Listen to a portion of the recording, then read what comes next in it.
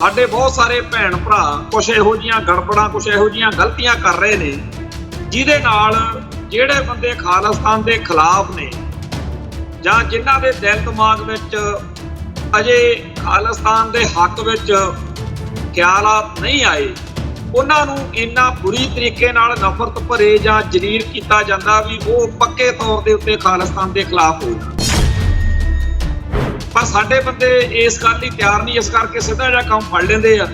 ਗਾਂਹ ਵਾਲੇ ਬੰਦੇ ਦੀ ਇਸ ਤਰੀਕੇ ਨਾਲ ਵਜਾਉਂਦੇ ਆ ਵੀ ਉਹ ਬੰਦਾ ਪੱਕੇ ਤੌਰ ਤੇ ਤੁਹਾਡਾ ਦੁਸ਼ਮਣ ਬਣ ਜਾਂਦਾ। ਫਿਰ ਉਹ ਇੰਡੀਅਨ ਸਟੇਟ ਦਾ ਸਟੁੱਡ ਬਣ ਕੇ, ਕਿਉਂਕਿ ਸ਼ਕਲ ਸੂਰਤ ਸਾਡੇ ਵਰਗੀ ਹੁੰਦੀ ਆ, ਫਿਰ ਉਹ ਕੈਟ ਟਾਊਟ ਜਾਂ ਮੁਖਬਰ ਬਣ ਕੇ ਸਾਡੀ ਕੌਮ ਦਾ ਨੁਕਸਾਨ ਕਰਨ ਵਾਲਾ ਬੰਦਾ ਬਣਦਾ। ਜੇ ਸੋਸ਼ਲ ਮੀਡੀਆ ਤੇ ਨਜ਼ਰ ਮਾਰੀਏ ਤਾਂ ਇਹ ਇੱਕ ਇਹੋ ਜਿਹਾ ਸੰਦ ਬਣ ਕੇ ਰਹਿ ਗਿਆ ਜਿੱਥੋਂ ਸਿੱਖ ਕੌਮ ਦੇ ਦੁਸ਼ਮਣ ਵਧਾਉਣ ਵਾਲਾ ਜਾਂ ਖਾਲਿਸਤਾਨ ਦੇ ਖਿਲਾਫ ਲੋਕਾਂ ਨੂੰ ਕਰਨ ਵਾਲਾ ਜਿਹੜਾ ਸਭ ਤੋਂ ਵੱਧ ਇੱਥੋਂ ਚੀਜ਼ ਤਿਆਰ ਹੋ ਰਹੀ। ਤਾਂ ਬਹੁਤ ਸਾਰੇ ਇਹੋ ਜਿਹੇ ਲੋਕ ਨੇ ਜਿਹੜੇ ਖਾਲਿਸਤਾਨ ਦੇ ਖਿਲਾਫ ਬਹੁਤ ਜ਼ਿਆਦਾ ਸਖਤੀ ਨਾਲ ਨਫ਼ਰਤ ਭਰੇ ਬੋਲ ਬੋਲਦੇ ਆ, ਖਾਲਿਸਤਾਨੀਆਂ ਦੀ ਹਰ ਗੱਲ ਨੂੰ ਕੱਟਦੇ ਆ, ਇੱਥੋਂ ਤੱਕ ਕਿ ਸੰਤ ਭਿੰਡਰਾਂ ਵਾਲਿਆਂ ਤੇ ਖਾੜਕੂ ਲਹਿਰ ਨੂੰ ਭੰਡਦੇ। ਤੁਸੀਂ ਦੇਖ ਕੇ ਹੈਰਾਨ ਹੋ ਜਾਓਗੇ ਕਿ ਇੱਕ ਵੇਲਾ ਉਹ ਸੀ ਜਦੋਂ ਇਹ ਬੰਦੇ ਵੀ ਆਮ ਸਿੱਖਾਂ ਵਾਂਗੂ ਪੰਥ ਦੀ ਕੌਮ ਦੀ ਚਿੰਤਾ ਕਰਦੇ ਸੀ, ਧਰਮ ਦੀ ਗੱਲ ਕਰਦੇ ਸੀ, ਪਰ ਅੱਜ ਇਹ ਬਿਲਕੁਲ ਨਫ਼ਰਤ ਨਾਲ ਭਰੇ ਹੋਏ ਖਾਲਿਸਤਾਨ ਦੇ ਤੇ ਖਾਲਿਸਤਾਨੀਆਂ ਦੇ ਦੁਸ਼ਮਣ ਬਣੇ ਹੋਏ ਨੇ। ਇਹ ਭਾਣਾ ਕਿਵੇਂ ਵਾਪਰਿਆ? ਇੱਕ ਹੋਰ ਟੀਵੀ ਚੈਨਲ ਹੈ, ਉਹਨੇ ਇੱਕ ਕੰਮ ਫੜਿਆ ਹੋਇਆ ਕਿ ਜਿੰਨੇ ਵੀ ਪੰਥ ਦਰਦੀ ਨੇ ਉਹਨਾਂ ਦੇ ਬਿਆਨਾਂ ਦੇ ਵਿੱਚੋਂ ਉਹ ਕਹਿੰਦੇ ਅਸੀਂ ਟੀਮ ਬਣਾਈ ਹੋਈ ਆ। ਉਹ ਟੀਮ ਕੀ ਕਰਦੀ ਆ? ਜਿੰਨੇ ਸਿੱਖ ਸੰਘਰਸ਼ ਨਾਲ ਸੰਬੰਧਿਤ ਆਗੂ ਨੇ, ਜਥੇਬੰਦੀਆਂ ਨੇ, ਉਹਨਾਂ ਦੇ ਬਿਆਨਾਂ ਦੇ ਵਿੱਚੋਂ ਉਹ ਇੱਕ ਲਾਈਨ ਕੱਢ ਲੈਂਦੇ ਆ ਜਿਹਦੇ ਹਿਸਾਬ ਨਾਲ ਇਹ ਜਚਾਇਆ ਜਾ ਸਕੇ ਕਿ ਇਹ ਆਗੂ ਤਾਂ ਸਾਰੇ ਸਰਕਾਰ ਨਾਲ ਰਲੇ ਹੋਏ ਨੇ, ਇਹਨਾਂ ਨੂੰ ਖਾਲਿਸਤਾਨ ਦਾ ਕੋਈ ਫਿਕਰ ਨਹੀਂ, ਇਹ ਤਾਂ ਉਹੀ ਬਸ ਖਾਲਿਸਤਾਨ ਕਹਿੰਦੇ ਆ, ਪਰ ਅਸਲ ਵਿੱਚ ਇਹ ਪੰਥ ਦੇ ਦੁਸ਼ਮਣ ਨੇ। ਇਸ ਮੌਕੇ 5000 ਸੋਸ਼ਲ ਮੀਡੀਆ ਉੱਤੇ ਮੁੰਡੇ ਜਿਹੜੇ ਨੇ ਸਾਡੀ ਕੌਮ ਦੇ ਖਾਲਿਸਤਾਨ ਦੇ ਖਿਲਾਫ, ਸਿੱਖੀ ਅਤੇ ਸਿੱਖਾਂ ਦੇ ਖਿਲਾਫ, ਪੰਥ ਦੇ ਖਿਲਾਫ ਲਿਖ ਰਹੇ। ਜਿਹੜੇ ਮੁੰਡੇ ਇਹ ਗਰੁੱਪ ਜੇ ਬਣਾ ਕੇ ਜਾਂ ਇੰਜਣ ਮਹਿਕਮਾ ਫਲਾਨਾ ਮਹਿਕਮਾ ਬਣਾ ਕੇ ਸਿੱਖ ਨੌਜਵਾਨਾਂ ਨੂੰ ਗਾਲਾਂ ਕੱਢ ਕੇ ਉਹਦੀਆਂ ਧੀਆਂ ਭੈਣਾਂ ਦੀਆਂ ਗੱਦੀਆਂ ਫੋਟੋਆਂ ਪਾ ਕੇ ਨਿੱਕੀਆਂ ਨਿੱਕੀਆਂ ਬੱਚੀਆਂ ਦੇ ਬਾਰੇ ਅਪਸ਼ਬਦ ਲੈ ਕੇ ਗੰਦ ਬਕ ਕੇ ਇਹ ਸਮਝਦੇ ਆ ਕਿ ਅਸੀਂ ਉਹਨਾਂ ਨੂੰ ਜਿਹੜਾ ਹੈਗਾ ਸੁਧਾਰ ਲਵਾਂਗੇ, ਅਸੀਂ ਉਹਨਾਂ ਤੋਂ ਕਹਾ ਲਵਾਂਗੇ ਕਿ ਸਾਡੀ ਗਲਤੀ ਆ, ਉਹ ਉਸ ਗੱਲ ਨੂੰ ਭੁੱਲ ਜਾਂਦੇ ਆ ਕਿ ਇਸ ਤਰੀਕੇ ਨਾਲ ਇਹ ਨਾ ਤਾਂ ਪੰਥ ਦੀ ਕੋਈ ਰੀਤ ਆ ਏਦਾਂ ਦੀ ਗੁਰੂ ਸਾਹਿਬਾਨ ਦੇ ਵੇਲੇ ਤੋਂ ਗੰਦ ਬਕਣਾ, ਗਾਲਾਂ ਕੱਢਣੀਆਂ ਧੀਆਂ ਭੈਣਾਂ ਨੂੰ। ਟੀਵੀ 84 ਉੱਤੇ ਪ੍ਰੋਗਰਾਮ ਖਬਰ ਦੀ ਖਬਰ ਦੇਖ ਰਿਹਾ ਹੈ ਸਾਰੇ ਦਰਸ਼ਕਾਂ ਨੂੰ ਮੈਂ ਸਰਬਜੀਤ ਸਿੰਘ ਘੁਮਾਣ ਫਤਿਹ ਅਰਜ਼ ਕਰਦਾ। ਵਾਹਿਗੁਰੂ ਜੀ ਕਾ ਖਾਲਸਾ, ਵਾਹਿਗੁਰੂ ਜੀ ਕੀ ਫਤਿਹ।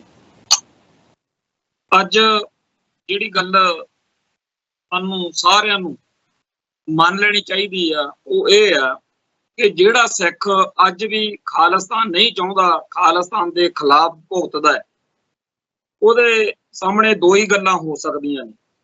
ਜਾਂ ਤਾਂ ਉਹ ਜੁੱਤੀਆਂ ਖਾਣ ਦਾ ਆਦੀ ਆ ਤੇ ਜਾਂ ਜੁੱਤੀਆਂ ਚੱਟਣ ਦਾ ਆਦੀ। ਜੋ ਕੁਝ ਇਸ ਮੁਲਕ ਵਿੱਚ, ਭਾਰਤ ਵਿੱਚ ਸਿੱਖਾਂ ਦੀ ਹੋਂਦ ਹਸਤੀ ਨੂੰ ਮਿਟਾਉਣ ਲਈ ਕੀਤਾ ਜਾ ਰਿਹਾ, ਜਿਸ ਤਰੀਕੇ ਨਾਲ ਸਿੱਖਾਂ ਨੂੰ ਭਾਰਤ ਵਿੱਚ ਸਾਰੇ ਪਾਸੋਂ ਘੇਰ ਕੇ ਸਿੱਖਾਂ ਦੀ ਹੋਂਦ ਹਸਤੀ ਮਿਟਾਉਣ ਦੇ ਲਈ ਸਟੇਟ ਨੇ ਇੱਕ ਵਿਉਂਤਬੰਦ ਤਰੀਕੇ ਨਾਲ ਆਪਰੇਸ਼ਨ ਸ਼ੁਰੂ ਕੀਤਾ ਹੋਇਆ ਤੇ ਜਿਹਦੇ ਬਾਰੇ ਆਪਾਂ ਨੂੰ ਸਾਰਿਆਂ ਨੂੰ ਪਤਾ ਵੀ ਆ ਕਿ ਕਿਵੇਂ ਧਾਰਮਿਕ ਤੌਰ ਤੇ, ਕਿਵੇਂ ਸਿਆਸੀ ਤੌਰ ਤੇ, ਕਿਵੇਂ ਆਰਥਿਕ ਤੌਰ ਤੇ, ਕਿਵੇਂ ਸਮਾਜਿਕ ਅਤੇ ਸੱਭਿਆਚਾਰਕ ਤੌਰ ਦੇ ਉੱਤੇ ਸਾਡੀ ਘੇਰਾਬੰਦੀ ਕੀਤੀ ਜਾ ਰਹੀ ਹੈ। ਤੇ ਇਹਦੇ ਬਾਵਜੂਦ ਜਦੋਂ ਸਾਡੀ ਕੌਮ ਦੇ ਕੁਛ ਆਪਦੇ ਆਪ ਨੂੰ ਬਹੁਤ ਸਿਆਣੇ, ਬੁੱਧੀਜੀਵੀ ਤੇ ਚਿੰਤਕ ਤੇ ਅਕੈਡਮਿਕ ਪੜ੍ਹੇ ਲਿਖੇ ਕਹਾਉਣ ਵਾਲੇ ਲੋਕ ਇਹ ਕਹਿੰਦੇ ਆ ਕਿ ਸਾਨੂੰ ਇਸੇ ਮੁਲਕ ਵਿੱਚ ਇਉਂ ਹੀ ਜੁੱਤੀਆਂ ਖਾਂਦੇ ਰਹਿਣਾ ਚਾਹੀਦਾ, ਜਲੀਲ ਹੁੰਦੇ ਰਹਿਣਾ ਚਾਹੀਦਾ, ਪਰ ਭੁੱਲ ਕੇ ਵੀ ਕਦੇ ਖਾਲਿਸਤਾਨ ਦੀ ਗੱਲ ਜਾਂ ਸਿੱਖਾਂ ਦੇ ਵੱਖਰੇ ਰਾਜ ਭਾਗ ਦੀ ਗੱਲ ਜਾਂ ਆਜ਼ਾਦੀ ਦੀ ਗੱਲ ਨਹੀਂ ਕਰਨੀ ਚਾਹੀਦੀ।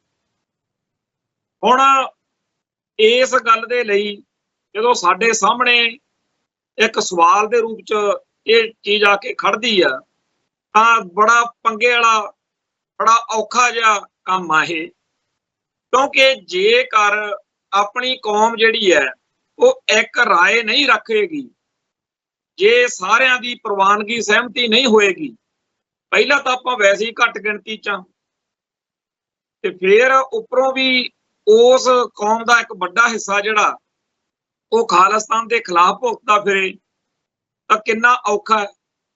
ਤਾਂ ਇੱਥੇ ਸਾਡੇ ਲਈ ਇੱਕ ਬਹੁਤ ਵੱਡਾ ਕੰਮ ਜਿਹੜਾ ਹੈਗਾ ਉਹ ਪੈਦਾ ਹੁੰਦਾ ਕਿ ਸਾਡੇ ਫਰਜ਼ ਕੀ ਬਣਦੇ। ਸਾਡੇ ਬਹੁਤ ਸਾਰੇ ਭੈਣ ਭਰਾ ਇਸ ਨੁਕਤੇ ਦੇ ਉੱਤੇ ਕੁਝ ਇਹੋ ਜਿਹੀਆਂ ਗੜਬੜਾਂ, ਕੁਝ ਇਹੋ ਜਿਹੀਆਂ ਗਲਤੀਆਂ ਕਰ ਰਹੇ ਨੇ ਜਿਹਦੇ ਨਾਲ ਜਿਹੜੇ ਬੰਦੇ ਖਾਲਿਸਤਾਨ ਦੇ ਖਿਲਾਫ ਨੇ ਜਾਂ ਜਿਨ੍ਹਾਂ ਦੇ ਦਿਲ ਦਿਮਾਗ ਵਿੱਚ ਅਜੇ ਖਾਲਿਸਤਾਨ ਦੇ ਹੱਕ ਵਿੱਚ ਖਿਆਲਾਤ ਨਹੀਂ ਆਏ, ਉਹਨਾਂ ਨੂੰ ਇੰਨਾ ਬੁਰੀ ਤਰੀਕੇ ਨਾਲ ਨਫ਼ਰਤ ਭਰੇ ਜਾਂ ਜਲੀਲ ਕੀਤਾ ਜਾਂਦਾ ਵੀ ਉਹ ਪੱਕੇ ਤੌਰ ਦੇ ਉੱਤੇ ਖਾਲਿਸਤਾਨ ਦੇ ਖਿਲਾਫ ਹੋ ਜਾਣ।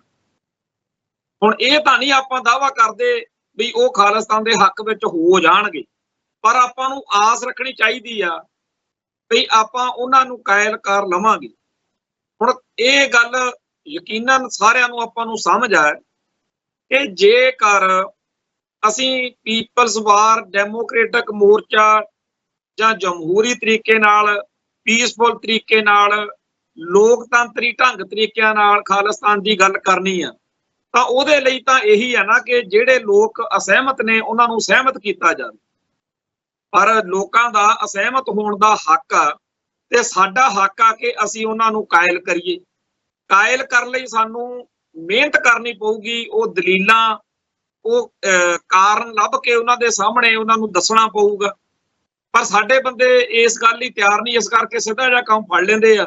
ਗਾਂਹ ਵਾਲੇ ਬੰਦੇ ਦੀ ਇਸ ਤਰੀਕੇ ਨਾਲ ਵਜਾਉਂਦੇ ਆ ਵੀ ਉਹ ਬੰਦਾ ਪੱਕੇ ਤੌਰ ਤੇ ਤੁਹਾਡਾ ਦੁਸ਼ਮਣ ਬਣ ਜਾਂਦਾ। ਫਿਰ ਉਹ ਇੰਡੀਅਨ ਸਟੇਟ ਦਾ ਸਟੁੱਡ ਬਣ ਕੇ, ਕਿਉਂਕਿ ਸ਼ਕਲ ਸੂਰਤ ਸਾਡੇ ਵਰਗੀ ਹੁੰਦੀ ਆ, ਫਿਰ ਉਹ ਕੈਟ ਟਾਊਟ ਜਾਂ ਮੁਖਬਰ ਬਣ ਕੇ ਸਾਡੀ ਕੌਮ ਦਾ ਨੁਕਸਾਨ ਕਰਨ ਵਾਲਾ ਬੰਦਾ ਬਣ ਜਾਂਦਾ। ਹੁਣ ਇਸ ਗੱਲ ਦੇ ਉੱਤੇ ਆਪਾਂ ਜੇ ਸੋਸ਼ਲ ਮੀਡੀਆ ਤੇ ਨਜ਼ਰ ਮਾਰੀਏ ਤਾਂ ਇਹ ਇੱਕ ਇਹੋ ਜਿਹਾ ਸੰਦ ਬਣ ਕੇ ਰਹਿ ਗਿਆ ਜਿੱਥੋਂ ਸਿੱਖ ਕੌਮ ਦੇ ਦੁਸ਼ਮਣ ਵਧਾਉਣ ਵਾਲਾ ਜਾਂ ਖਾਲਿਸਤਾਨ ਦੇ ਖਿਲਾਫ ਲੋਕਾਂ ਨੂੰ ਕਰਨ ਵਾਲਾ ਜਿਹੜਾ ਸਭ ਤੋਂ ਵੱਧ ਇੱਥੋਂ ਚੀਜ਼ ਤਿਆਰ ਹੋ ਰਹੀ ਹੈ। ਮੈਂ ਹੱਥ ਬੰਨ੍ਹ ਕੇ ਬੇਨਤੀ ਕਰਦਾ ਕਿ ਮੇਰੀ ਬੇਨਤੀ ਹੈ ਜਿਹੜੀ ਉਹਨੂੰ ਧਿਆਨ ਨਾਲ ਸੁਣਿਓ। ਇਸ ਮੌਕੇ ਜਿੰਨੇ ਵੀ ਆਪਾਂ ਭੈਣ ਭਰਾ ਮੇਰੀ ਇਸ ਗੱਲ ਨੂੰ ਸੁਣ ਰਹੇ ਆ ਉਹ ਤਕਰੀਬਨ ਸਾਰੇ ਹੀ ਸੋਸ਼ਲ ਮੀਡੀਆ ਵਰਤਦੇ ਆ ਤੇ ਫੇਸਬੁੱਕ ਦੇ ਉੱਤੇ ਆਪਾਂ ਬਹੁਤ ਸਾਰੇ ਇਹੋ ਜਿਹੇ ਸੱਜਣਾ ਨੂੰ ਆਲੇ ਦੁਆਲੇ ਹਰੇਕ ਦੇ ਹੋਣਗੇ, ਹਰੇਕ ਫੇਸਬੁੱਕ ਅਕਾਊਂਟ ਦੇ ਨਾਲ ਜੁੜੇ ਹੋਏ ਜਿਹੜੇ ਖਾਲਿਸਤਾਨ, ਸੰਤ ਭਿੰਡਰਾਂ ਵਾਲਿਆਂ, ਖਾੜਕੂ ਲਹਿਰ ਦੇ ਖਿਲਾਫ ਲਿਖਦੇ। ਯਾਨੀ ਕਿ ਹਰੇਕ ਫੇਸਬੁੱਕ ਅਕਾਊਂਟ ਦੇ, ਯਾਨੀ ਕਿ ਜਿਵੇਂ ਮੇਰਾ ਫੇਸਬੁੱਕ ਅਕਾਊਂਟ ਹੈ ਤਾਂ ਬਹੁਤ ਸਾਰੇ ਇਹੋ ਜਿਹੇ ਲੋਕ ਨੇ ਜਿਹੜੇ ਖਾਲਿਸਤਾਨ ਦੇ ਖਿਲਾਫ ਬਹੁਤ ਜ਼ਿਆਦਾ ਸਖਤੀ ਨਾਲ ਨਫ਼ਰਤ ਭਰੇ ਬੋਲ ਬੋਲਦੇ ਆ, ਖਾਲਿਸਤਾਨੀਆਂ ਦੀ ਹਰ ਗੱਲ ਨੂੰ ਕੱਟਦੇ ਆ, ਇੱਥੋਂ ਤੱਕ ਕਿ ਸੰਤ ਭਿੰਡਰਾਂ ਵਾਲਿਆਂ ਤੇ ਖਾੜਕੂ ਲਹਿਰ ਨੂੰ ਭੰਡਦੇ। ਇਹਨਾਂ ਬੰਦਿਆਂ ਦੇ ਫੇਸਬੁੱਕ ਅਕਾਊਂਟ ਨੂੰ ਖੋਲ ਲਓ ਤੇ ਦੇਖੀ ਚੱਲੋ ਪਿੱਛੇ ਨੂੰ ਵੀ ਇਹ ਕਿੱਥੇ ਤੱਕ ਇਹਨਾਂ ਦਾ ਅਕਾਊਂਟ ਬਣੇ। ਤੁਸੀਂ ਦੇਖ ਕੇ ਹੈਰਾਨ ਹੋ ਜਾਓਗੇ ਕਿ ਇੱਕ ਵੇਲਾ ਉਹ ਸੀ ਜਦੋਂ ਇਹ ਬੰਦੇ ਵੀ ਆਮ ਸਿੱਖਾਂ ਵਾਂਗੂ ਪੰਥ ਦੀ, ਕੌਮ ਦੀ ਚਿੰਤਾ ਕਰਦੇ ਸੀ, ਧਰਮ ਦੀ ਗੱਲ ਕਰਦੇ ਸੀ, ਪਰ ਅੱਜ ਇਹ ਬਿਲਕੁਲ ਨਫ਼ਰਤ ਨਾਲ ਭਰੇ ਹੋਏ ਖਾਲਿਸਤਾਨ ਦੇ ਤੇ ਖਾਲਿਸਤਾਨੀਆਂ ਦੇ ਦੁਸ਼ਮਣ ਬਣੇ ਹੋਏ ਨੇ। ਇਹ ਭਾਣਾ ਕਿਵੇਂ ਵਾਪਰਿਆ? ਉਹ ਸਿੱਖ ਜਿਹੜਾ ਸਧਾਰਨ ਬਿਰਤੀ ਵਿੱਚ ਪੰਥ ਦੀ, ਕੌਮ ਦੀ ਗੱਲ ਕਰਦਾ ਸੀ, ਜਦੋਂ ਨਵੰਬਰ 84 ਜਾਂ ਜੂਨ 84 ਦਾ ਆਉਂਦਾ ਸੀ ਉਦੋਂ ਉਹ ਉਸ ਤਰੀਕੇ ਦੀਆਂ ਗੱਲਾਂ ਬਾਤਾਂ ਵੀ ਪੋਸਟ ਕਰਦਾ ਸੀ। ਤੇ ਉਹ ਬੰਦਾ ਜਦੋਂ ਪੰਥ ਉੱਤੇ, ਕੌਮ ਉੱਤੇ ਕੋਈ ਸੰਕਟ ਆਉਂਦਾ ਸੀ ਜਾਂ ਐਂਟੀ ਪੰਥਕ ਫੋਰਸ ਕੋਈ ਸਾਨੂੰ ਪਰੇਸ਼ਾਨ ਕਰਦੀ ਸੀ, ਉਸ ਮੌਕੇ ਉਹ ਬੰਦਾ ਸਾਡੇ ਪੰਥ ਦੇ ਬਾਕੀ ਗੁਰਸਿੱਖਾਂ ਵਾਂਗ ਹੀ ਆਪਦੀ ਵੇਦਨਾ, ਆਪਦਾ ਦਰਦ, ਆਪਦਾ ਸੰਤਾਪ ਇੱਕ ਸਿੱਖ ਵਜੋਂ ਸੋਸ਼ਲ ਮੀਡੀਆ ਰਾਹੀਂ ਬਿਆਨ ਕਰਦਾ ਸੀ।